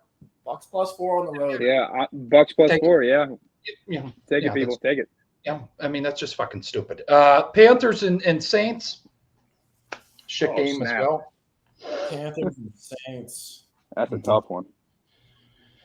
Saints. Who's quarterbacking for the Panthers? Sam Darnold, I believe. Yeah, Sammy boy. I mean, he fucking. I'll tell you what, though. Andy Dalton's a vet. He's had some runs, or they might play Taysom Hill. They played Taysom Hill last week. I would take the Saints. I would take the Saints. Would you take that spread at 3.5, Eric? I don't know if you're seeing this. Yeah, I would. I would buy a half a point, get it down to 3, and then I would take. I'm taking it. Saints 3.5. I'm not going to buy it. I don't think that. I think it's gonna. I think 3.5 is a pretty solid spread for two very underwhelming teams. Yeah. Buffalo Bills against the Patriots. Eric, I mean, they've been in the headlines. Josh, we've all seen it. Bills in a big way. Bills in a big way. I think they rally. It's either one or two things, right? They come out flat and they don't look good because of everything going on, or they rally and they play really well. And I think they rally and they play really well. You saying the Bills? He's saying the Bills rally. Bills by a freaking million, baby. Yeah. The spread's 7. Eric, I'm taking that spread and I'm taking the money line. Mac Jones is just fucking awful. I'm sorry. I'm not going to sugarcoat it. That is what Buffalo's going to be rocking this weekend. It's going to be And so Buffalo's going to be rocking, and if Demar gets any inkling, if he can get into a wheelchair and breathe on his own, they're going to bring him to that football game, right? Right. Even if they don't, they're going to do a tribute to him, all that shit. Right. Buffalo, and plus, I don't think Mac Jones is very good, like Drew said. Right. I think he has a very good coach, but I don't think he's very good. I think he makes a lot of stupid decisions. Buffalo wins this game. Buffalo might put up 2. He's just dopey. He just doesn't. Once again, there's an organization trying to reinvent the wheel with, this is the next Tom Brady. He's just as goofy looking and just as unathletic. I would agree. Oh my God, he attacked this man. I'm taking Bills. Time out. Listen, I want you guys. Am I wrong or am I wrong? He's ugly, and I just love when Bill has to get up there with the whole disaster of this year. Hey, Coach Belichick, how'd you feel when we played out there? I'm like, this fucking guy, like, what the fuck? The combination of us. Step on the field. Right, it's just nice seeing him. I think one thing too is I know Tom Brady's not there anymore. Right. But the Patriots just have owned that division, the Bills, for so long that if you get a chance to knock them out of the playoffs, I think you put the knife in them. Yeah. You just take them out. Well, even that game. And if people have made it to the hour 44 minute, I don't want you guys to know that he is an NFL quarterback and I'm a minor league baseball player. Like, I can't do what he does. I'm just saying he's not what he was the 15th overall pick. He's not performing like the 15th overall pick. Right. No, that's humbling though, Josh. But he fucking sucks. I'm going to tell you right now. I'm not going to straightforward. He sucks. He's awful. And maybe it's the fact that they really haven't given him any weapons. Really, I would have to say that. Hey, they had N'Keal Harry, right? Remember him? The guy that ran a 4.8 as a receiver. Yeah. It's just. But all right, next. It was a joke and sarcasm. Vikings and Bears. What do we think? I have the Vikings. Yeah, because Nate Peterman's about to start for the freaking Bears. I mean, yeah, Justin. They're sitting Justin the rest of the year, or I guess one game, but right. Yeah, Vikings. Yeah. I mean, I hate to pick the Vikings because I think they're ass. Right. But I mean, if Peterman's starting, how much can you really do? You know. Right. I mean, 7.5 spread. Eric, comfortable with that? No, Yeah. I'm not comfortable with that. I'd probably take the Bears in the points if that's the case. Really? You're not comfortable with that? Games in Chicago, yeah. Give me the Bears and the points. They'll lose by 7. I think Chicago Steve would even disagree with that. 28-21. Hold up. You're taking the Bears. Chicago, which is fine. It's in Chicago. The weather sucks. I get it. I give you that. Right. Windy City. Nate Pitt, you have Nate Pitt. He was a Pitt product. Anyway. You do realize when he started for Buffalo in a cold weather game, he threw 5 picks in 5 minutes and then never saw the field again? Oh, shit, I remember this guy. Let me get something straight here. Did you guys watch a different game than I watched last week? Did the Vikings and their 41-17 loss to the Packers show you something, or what are we doing? Yeah, they showed me that I'll still take Kirk Cousins on his deathbed over Nate Peterman. I would take him over Nate Peterman as well, but unfortunately, this is a team sport, and they're at home. It is. But who else is on the Bears offense, first off? Straight up, me and you. 7.5. Give me 7.5. I won't even go to the book. $25. I'm trying to make my hand work. Here we go. $25. Oh my God, Eric! I love you to death. I love both of you to death. But what the fuck? You went in on this too? I mean, give me your Venmo. I mean, I'll take your money then. I get that's just stupid. 7.5. They're going to at least win by 10. I think. I hope. And Minnesota's not sitting anybody. I'm just glad you guys are so Minnesota confident. Minnesota can ground and pound for 4 quarters and still put up 24 points. The team that lost by 30 on the road last week is going on the road again, and you guys are pretty confident. Okay. I'm very confident. I'm willing to take this bet. Hey, how much are we putting on it first? I just told you $25. So Venmo me $25 now or later, up to you. I mean, whatever you want to do. Listen here, brother. I'm gonna be. I know there's only one guy. There's 2 guys on that offense for the Chicago Bears that I know, and one was an ex-Steeler. I just want to know, and he doesn't even play that much, which is kind of surprising. But what I want to know is who on that offense is going to cross that goal line. I am not picking the Bears because I am confident in their offense or what they have done. I am picking the Bears because the lack of confidence I have in the Vikings. One, if there is going to be a team that a backup quarterback / a not that talented offense is going to score against, it's going to be the worst defense in the league in the Minnesota Vikings. They do not have anything on defense. They have an offense. I'll agree. Yeah, that's why. Who do the Bears got on the other side of the ball, though? They're a way better defense. I don't know the numbers. I'll look them up right now. I guarantee they're better than the Vikings. The Vikings literally have one of the worst defenses in the league. That's fine. I'm just saying, are they going to put all 11 guys on Justin Jefferson, though? Packers only needed one last week. He got 1 catch for 15 yards. And the Packers defense is also – Packers defense is a little bit better than the Bears. Alexander is a hell of a cornerback. Yeah, he's locked down. Harrison, what the hell's his name? Harrison Smith, though, Eric. Hey, I said the Vikings will win the game, but they're not winning by 7.5. Right. Fair enough. Okay. Fair All right. Baltimore Ravens and the Cincinnati Bengals. Who do we have here? I know he's looking up stuff about the Bears. This is why I love this fucking guy, because he will not give up. He will not. It's fine. He can look it up. I want everybody to know who's listening, and I'm sure my parents can hear me from downstairs at this point. Right. The Vikings. Yards per game. Second worst defense in the league. 31. Behind who? Wait, who are they ahead of? Detroit. Detroit's the worst defense. Hey, Detroit, man. Detroit's got an outside shot Hail Mary at getting in the playoffs. So 28-21 Vikings. 28-21 Vikings. Wow. All right, I will go. I'll go. And I win on the hook. Vikes. 28-7 Vikings. Nate Peterman throws at least. I'm gonna say Nate Peterman throws at least 2 picks, no touchdowns. Vikings win. You know what? I'll say this. I don't want to copy your 28. Vikings win 24-7. They march into the playoffs, and Chicago hits up Cancun, and they can just do whatever they want to do. All right. That's what. Okay.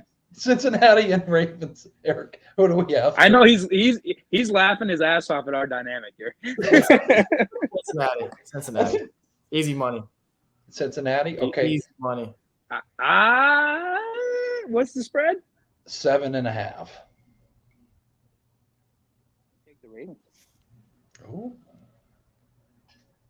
Because first off, Cincinnati just witnessed that happen. Right.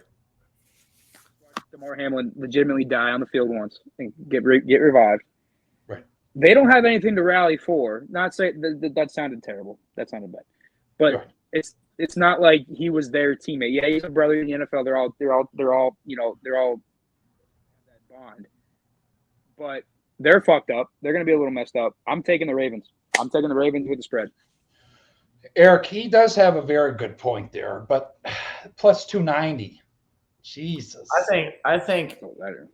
Wait, you taking the points or are you taking the money line? Points. I'm taking the points. I think you said 7.5, right, Drew? Yeah. Yep. I think the Bengals are a scary team. I'm assuming Lamar Jackson's not playing again. I think it's Huntley again.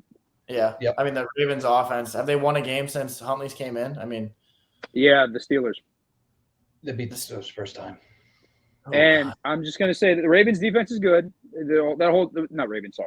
Cincinnati's defense, that whole team is phenomenal. But if there's ever a time to play spoiler, I'm not saying they're going to play spoiler, but the Ravens are still fighting for a playoff spot. They still have a decent record. They can still get in. So they're going to do what Harbaugh does best, and they're going to keep the ball out of Joey B's hands. They're going to run the ball 500 times. Huntley won't throw over 15 passes. Oh, wow. Yeah, I would agree. Running RPO, yep, and yeah. But J.K. Dobbins is finally healthy again. He's your bell cow. You drafted him because he's a big physical back. Here you go, boys. Have at her. I'm taking the Ravens 7.5. Yeah, I'll go Bengals money line, and I would. I'm going to disagree with Josh. I'm going with the 7.5 spread, negative 7.5. Yeah, sorry. I think they're just going to. You're not hurting my feelings, man. They're just going to kick the living fuck out of the Ravens. I really do. I think, yeah. It's just Joey fucking Burrow. I hate that motherfucker. But New York Giants and the Eagles. Well, this is like the biggest difference here, Eric. Money lines minus 900 for the Eagles. Shit. Is somebody not playing for the Giants? I don't know if Saquon's out or I don't know, but that 900. Wait. Is Jalen Hurts back? Oh, if Jalen Hurts is back, it's a different conversation. Which I feel like he is. Him plus 14. Them being 2 touchdown dogs. That seems for a divisional game. That seems like a lot. So right. I'm assuming Jalen Hurts. If Jalen Hurts is back, I mean, either way, I'm not touching it. But oh, really? Okay. Either way, I will say this though. I know I've read and have watched videos and things like that, and spreads that are over 10 points.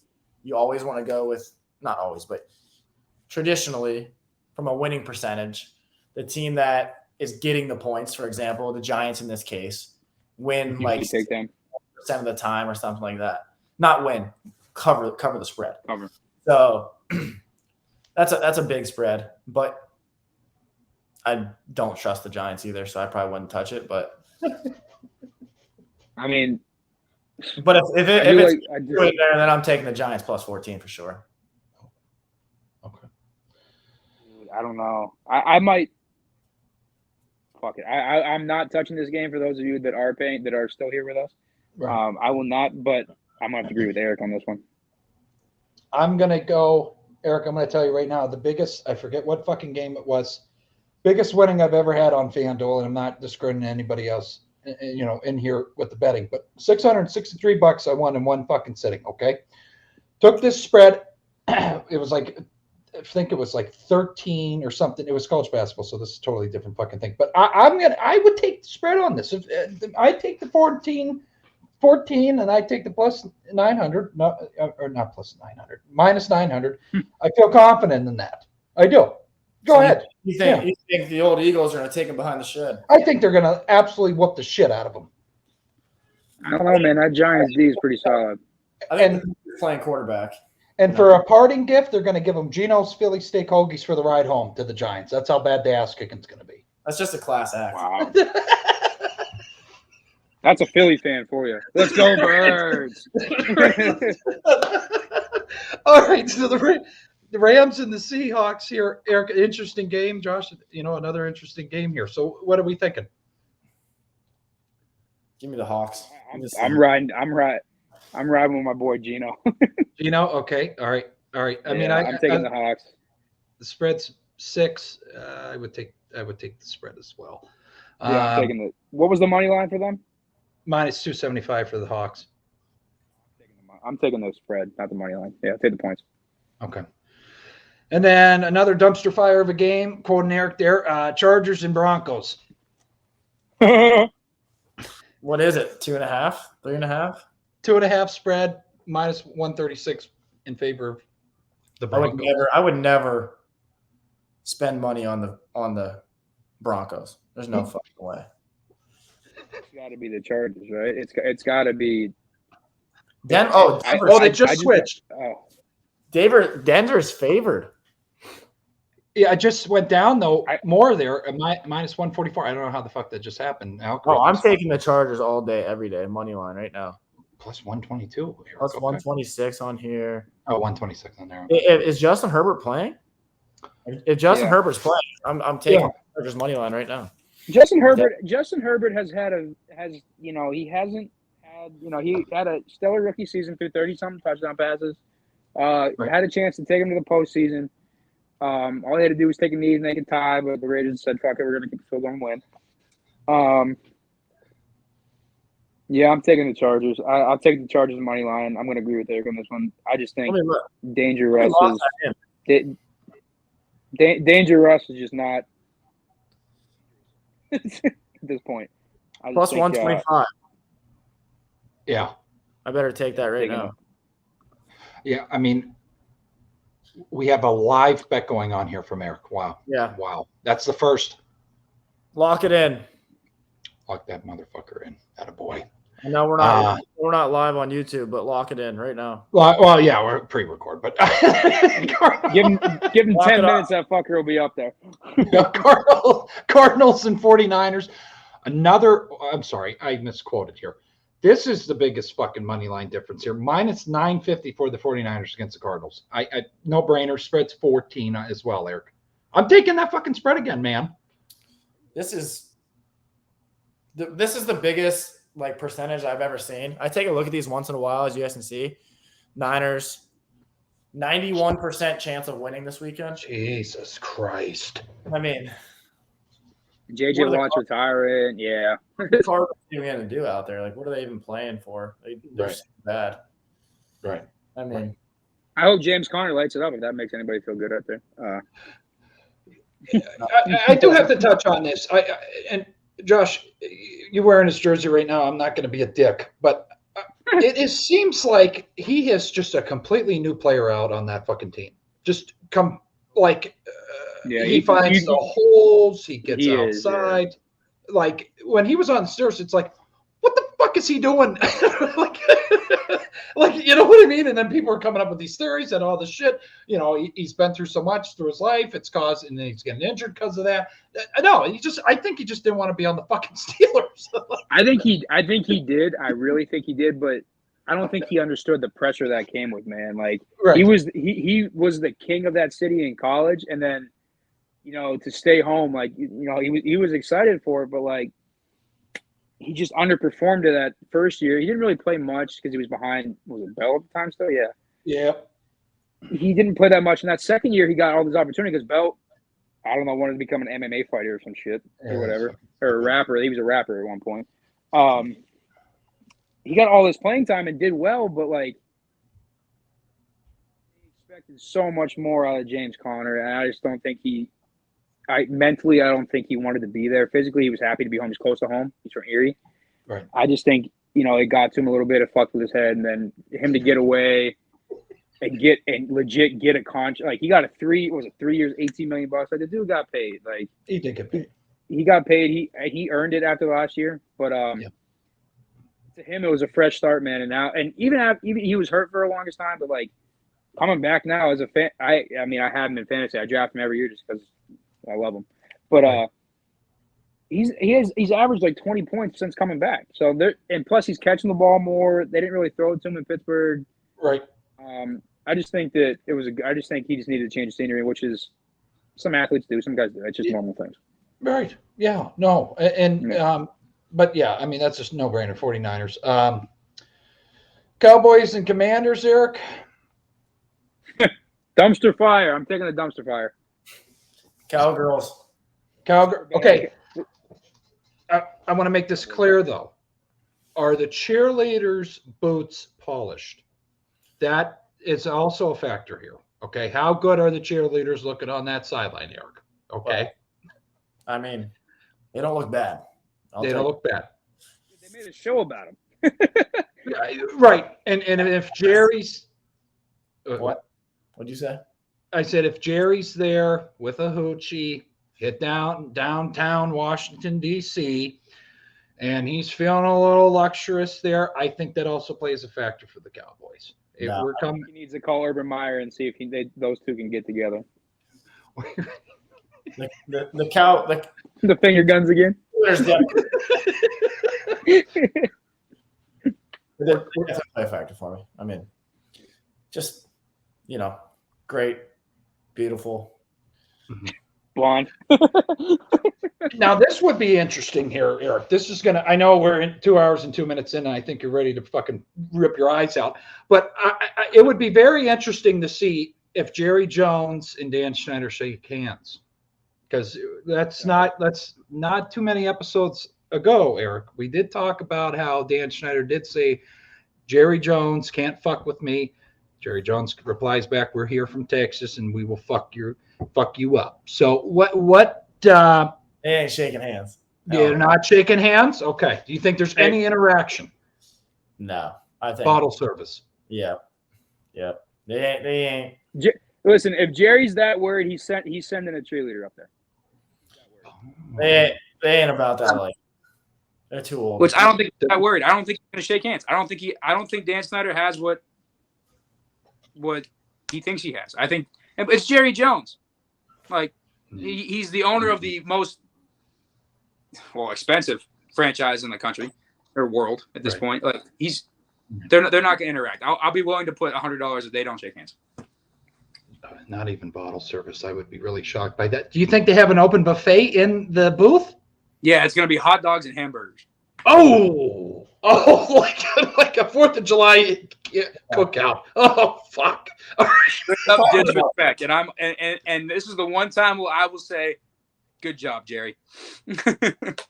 We're talking about billionaires here. They don't need hot dogs. Oh, wow. No, they just eat sausages, right? And crab cakes and fucking steaks and shit. I'm telling you, he's not sending them shit. I don't think so. The other interesting game here, and we're almost done now. Detroit Lions and the Green Bay Packers. Oh my God, dude! What's the spread? 7? 4.5, Eric, on FanDuel here. I would love nothing more than to sit here and say that the Lions win this game. because And 7-1 in the last 8. Dan Campbell is just a savage, and I just love the way he operates. Right. But I can't go that bad, man. Where is it? Where's it at? It's in Lambeau. It is in Lambeau Field. Can't go against the bad man at home with a playoff berth on the line. You got cheese curds as well in the stadium. Can't do it. Just can't do it. I'll say if it's at Ford Field, that place is going to be rocking. Yeah. But it's in Lambeau, so it's going to be super cold and shivering. Right. Yeah, you can't. Like I said, like Eric said too, I want so bad for the fucking Detroit Lions to win and sneak into the playoffs. And they might surprise us, but if I bet money on it, right. Blue of Earth will probably be in a booth, and Aaron's going to be blowing her kisses before the game or whatever he does, or eating some peyote before he goes out there. Yeah. Aaron Rodgers doesn't lose at home very often. So some telepathic bullshit going on. I get it. I get what you're saying, Josh. He's gonna lay it midfield and study the stars and throw his crystals out there and sing some do some dance or some shit and smoke a peace pipe with Dan Campbell, and Dan's gonna be fucked up and on the sideline throwing up, and Aaron's gonna be smiling, throwing rainbows to little elves out there for touchdowns. What are you talking about, bro? I don't know, man. Did you take something? I felt like I was at Woodstock. I felt like he just told me what happened at Woodstock. Holy shit! She's the one taking fucking. I loved it. And listen, sometimes I just talk and it sounds good. That time it didn't sound good, but it fit the mold of what we were talking about. It fit the what the fuck was going on. But Eric and Josh here, anything else that you would like to touch on that you brought to the table for tonight that we haven't talked about yet? Josh, you got anything? No, man, I'm good. One of these days we're going to have to talk about just all this stupid shit we did as kids. We might have time for one story.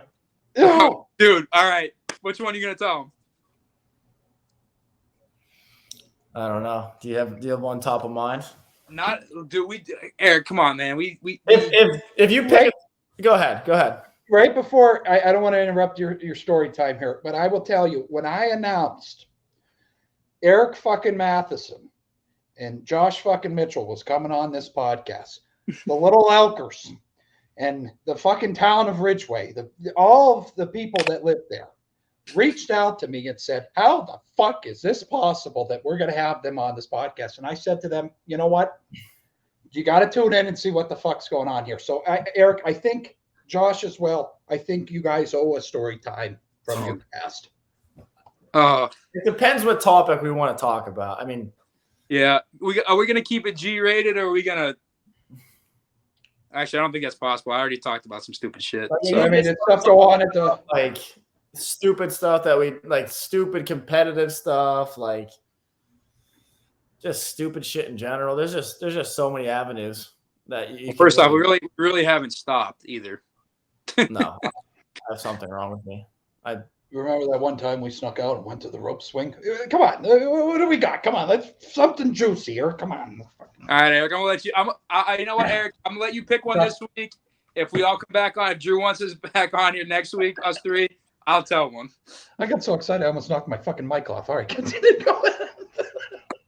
No, I mean, I don't want to get too crazy. One of my favorite stories, but it's about myself, so it kind of sounds bad, but it's more about the dynamic of the friend group that we have and why we were all such good friends growing up, because we were all pretty competitive. Right. Growing up. And one of my favorite stories was we were in high school, and we went over to St. Mary's to go bowling. And I have something wrong. I will admit that I do have something wrong with me. Like if we're doing something active and I don't win, I have to win. Like I have to win before I go home. So we went bowling. And none of us are that good. Like we're probably all around like, I don't know, 120, 130, somewhere in there, you know? Listen, man, if I hit 130, I'm buying us all around of shots. We'll have to do that sometime. But yeah, all right. So, we go over to good old Olympic Lanes or whatever it's called, and it's like 4 or 5 of us. Yeah. With like 5 or 6 girls too, like, and they were in our friend group at the time too, or they still are. And I lost like the first 2 or 3 games, and I'm like, no. I was like, let me tell the whole story. Shut your mouth. And I was like, all right, I got to get one before I get out of here. Like, I'm not leaving until I win a game. And these guys are ready to go. They're like, all right, let's get out of here. I'm like, no. I was like, I'm not leaving. Like, I'm not going home. We sat there for another hour and a half. I lost like 4 or 5 more games in a row. And then I finally, it was probably like the 7th or 8th game, I finally won. And I was like, all right, get your shoes on. Let's fucking get out of here. Let's hit the road. But that's just how, that's how a lot of us are wired. Yeah. I might be a little bit more something wrong with me mentally than the other guys, but we're all wired pretty similarly, and like something so stupid like a bowling. But the thing is I would do it today too. That's the issue. You still do. I still haven't changed. Eric, can we talk about what happened a couple weekends ago when you kicked the ball at the bar? Well, competitive fuck. I'll tell that one next week. But yeah, Drew, after game 4, I hopped it. First off, I was Eric's ride. Uh-huh. I hopped in my Jeep with 2 other people and said, Eric, I'm leaving. And he goes, and I remember that. He goes, I'll find my own way home. I got to win. I go, what do you mean you got to win? Like, Eric, we got there at 8 o'clock. It's like 11. I'm like, Eric, can we just go? Right. Dude, I got to win. I got to win one. First off, I think it was Tony Leitner that for some reason, Tony decided to pull some professional bowling shit out of his ass. And it was great. It was fantastic. Never lost. And I thought Eric might, Eric's an aggressive guy. He likes to get after it. There was a point where I was a little nervous for Tony. I really like that, but not going to kill him. Like, listen, Eric, how many times did we start fighting in Walmart and just rustling around and do stupid shit? That's what I thought was going to happen at Olympic Lanes. Well, no, that's fair. I mean, that's fair. I'm going to be honest. And if people have said this, the millions of viewers that we have, Eric and Josh, and I said it to Josh last week during our episode. We are all 3 of us, and I know the other guys from the friends group. I haven't really encountered them in on here or anything like that, and really got to fucking dig deep into their lives. But we're all very fucking similar. That I don't want to fucking lose, and Josh should be talked about. We did fucking. It is fucking wired, and I think every person from Al County that was an athlete. I'm not taking your fucking bullshit, and we're wired different, and we get fucking pissed off every time we lose, and then it doesn't stop. So the bowling, I get it. I've done that shit over stupid. It's ran deep for as long as I can remember. All right, I got one more, and then I'm going home. Well, dude, listen, I got one too. That this is one of the few times I took an L to Mr. Matheson here. We're gonna do both here, and then we'll close out shop. How about that? All right, that's fair enough. One of the few L's. I didn't take many. I think Eric and I are we have a pretty even record. We're already at 2 hours and 12 minutes. Fuck it, let's go for 2:30. Go ahead. This one's curious what Josh is talking about, because I take this kid behind the shed whenever I want. So I'm curious. Oh, look at this fucking. Oh, here we go. Look what you got, Josh. This is what I'm fucking. So this is one of the few L's, and this is the one that sticks with me. Look at this bullshit going on. I want to say this is your junior or sophomore year, Eric. High school or college? High school. You're gonna you're gonna remember as soon as I talk about it. We're going to, I forget what dance it was. The football game on NCAA. Yeah, that one. Right. We're going to, and this is before we we went to dinner and we still had time to hang out. So we went back to Eric's house, and we're literally all our friend group piled into Eric's basement. And Eric was one of the few guys that had a PlayStation 3 at the time. This is how old this story is. Oh boy.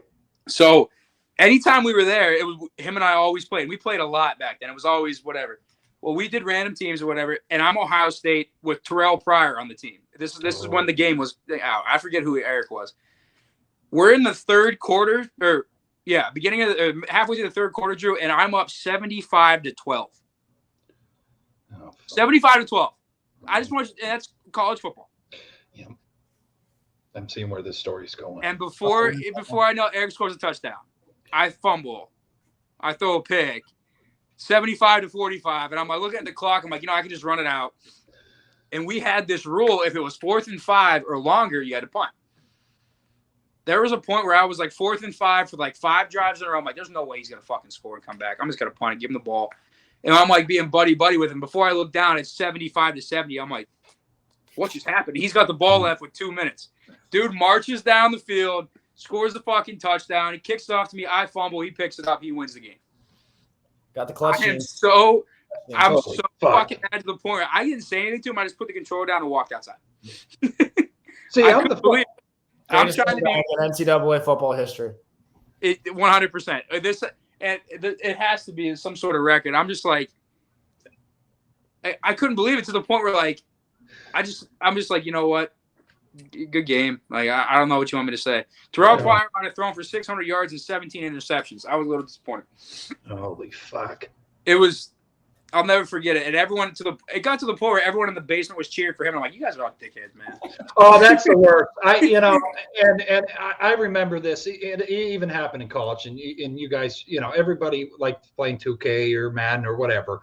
Yeah. When you got that like title of, hey, you're pretty decent at the game, and you played this new guy that kind of came to your floor while you were in college, and they're like, oh, let's see what the fuck this guy has, and then he whoops your ass, and you're dethroned, and everybody's like, fuck yeah! They're like cheering. They're so happy you got your ass kicked, and you just want to fucking mangle everybody in that room. Yeah, that was like, I obviously, if we played basketball, Eric beat me pretty handily. Like, but I'm like, I could give a fuck about those games. We were still competitive. That one fucking hurt. All right, last one, and I'm seriously done. All right. So this is a story that my mom and dad have told for God knows how long now. Oh, that kind of story. Here we go. Yeah. So this is how something's just not right in my head. Is this what I think it is? Depends what you're thinking. But I'm gonna roll. This was when I was probably in 8th or 9th grade. We went to Disney for basketball nationals. Mm-hmm. We stay at the resort down there, whatever, and there's a bunch of people and kids, and So the one day we're at the pool, and we have a hula hoop contest at the pool, and there's probably about 25 people in the contest.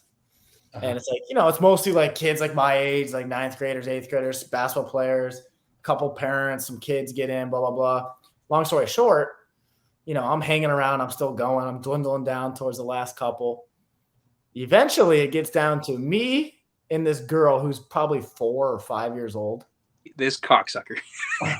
Me and her are going at it. You would have thought it was Game 7 of the NBA Finals. Me and her are going at it. Holy fuck. So they start making you like touch hands and do different things to like try to get you to mess up. When I get beat, I will admit that somebody was better than me. Okay. I was never ever going to let that girl beat me if she wasn't better than me. Oh my She just happened to be better than me that day, and she got the best of me. But at no point was I ever going to let that girl. Because everyone's telling me just mess up, like let her win. I'm like, fuck no, absolutely not. We're not going down like that. And eventually, I just messed up and she beat me. But long story short, doesn't matter if you're 70. Doesn't matter if you're 4 years old. I can't let you win. Eric. My girl, don't matter. Eric, I'm going to be quite honest with you. That is one of the saddest fucking things I've ever heard in my life. There's a point. I love you to death. You're a fucking hell of a baller. But holy shit, man. The reason why it was sad is because I lost. There's a line with the competition, though. No line with the competition. There's no line. If you ever went to bingo, I mean, I would love to see you with those old ladies if you would just fuck around and say bingo. Hey, we used to play bingo at the carnival. I do remember that. Just going crazy at bingo. Just going crazy. So remember those little like quarter games? You put the quarter in, you get like it slides the quarters out, and like money falls or whatever. You get more quarters. Yeah. We were at the carnival one year. I don't think Eric left that little quarter game for like 3 hours. Trying to win the grand prize. It was $50. I spent $75 trying to get it. But. Probably. Dude's like, I just made my year's salary with it from this kid. It's not about the money, Josh. No. It's not about just winning. It's about the stories. Yeah. No. There's been. I know there's a lot of people out there that probably want to hear a story from me. I mean, really though, it was just like me and Josh have touched on. Eric, I think we have too. Just when someone was better than me in like the respected sport, whatever we're talking about, they got a target on their back and they didn't know it. And, I'm not going to apologize for that though. We're not singing Kumbaya, Josh. Fuck that shit. Hey, fuck that. But no, fellas, it was a pleasure as always, to have you guys come on here. I know you probably have other things you'd like to do on a Thursday night. 2 hours and we just hit 2 hours and 20 minutes. Okay. So anything else for the folks, guys? Do me a favor. Cut that. Do me a favor. They can hear this too. If they've made it past this, they probably were going to wonder. Cut that punter thing out. I said, please, for the love of God. It's been bugging me. No, what? That thing I said about the backup punter doing it. Oh, I don't know if I can. Oh, that's mid-episode. You don't know. You can do it. Can you do it afterward? Yeah, we'll just leave it. I think it's better. I think it's better. It wasn't that bad. Here's all I gotta say. All right. Yeah. Go Bears, baby. Go Bears. Oh, he did it. Oh, this fucking. What the?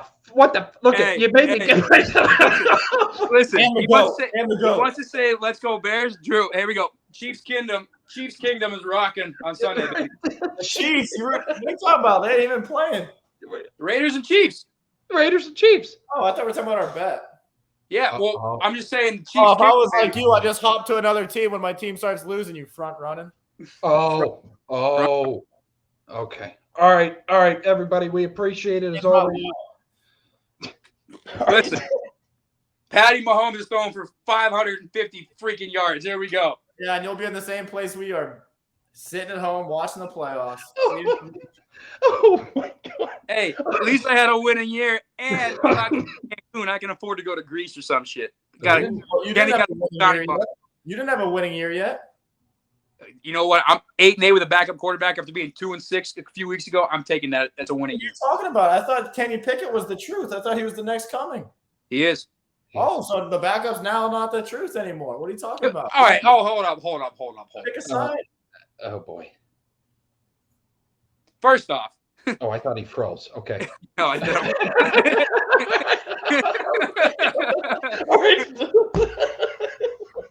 Ben had the same struggles his rookie year. Can we talk? But before you said, he was 15-1 and did all this shit, he had the best defense in NFL history.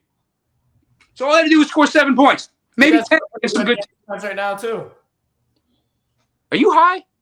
The Steelers' defense is pretty good. Yeah, they ain't the best ever. Well, no, there's only one best ever, and it ain't that Steelers' defense that you're talking about either. All right. I'm going to be honest, though. Eric, that defense back then was a dog. But I do have to say, and I was just fucking texting because everybody's like, when the fuck's the episode coming out? But we did have a TJ Watt, okay? But you know what I mean? We had James Harrison, Troy Polamalu, all that. I think what we're forgetting also, Eric, Josh, Ben did fly off a fucking motorcycle after his rookie season. So it's a little. Let's not forget what else he did. Yeah. This fucking guy. Listen. Alleged. I'm not. That's Allegedly. bait. That's bait, and I'm not going to be the fish grabbing that hook. I'm just going to leave it there. We're going to leave it there. Hey, Kobe. Yeah, it's bad though. My two favorite players of all time haven't been, the best with their hands and their respect towards, other people. But before we say any more shit that I'm going to regret, I'm going to sign us off here. Okay. You beautiful, handsome men. All right. Again, thank you guys for coming in to the show tonight. This is the Drew Billy Show with your hosts, Drew Billy, Eric, and Josh. I don't think you're going to find a more entertaining show with these two beautiful men, with yours truly. So anyways, have a good day. Have a good night. God bless. And all gas, no breaks. All right. I'll call both of you because we did this last episode. So I thought it'd be fitting. I'll let you know when the episode comes up. Okay. Hey, I'll call you too. Okay. I'll call you. All right. All right. All right. Bye.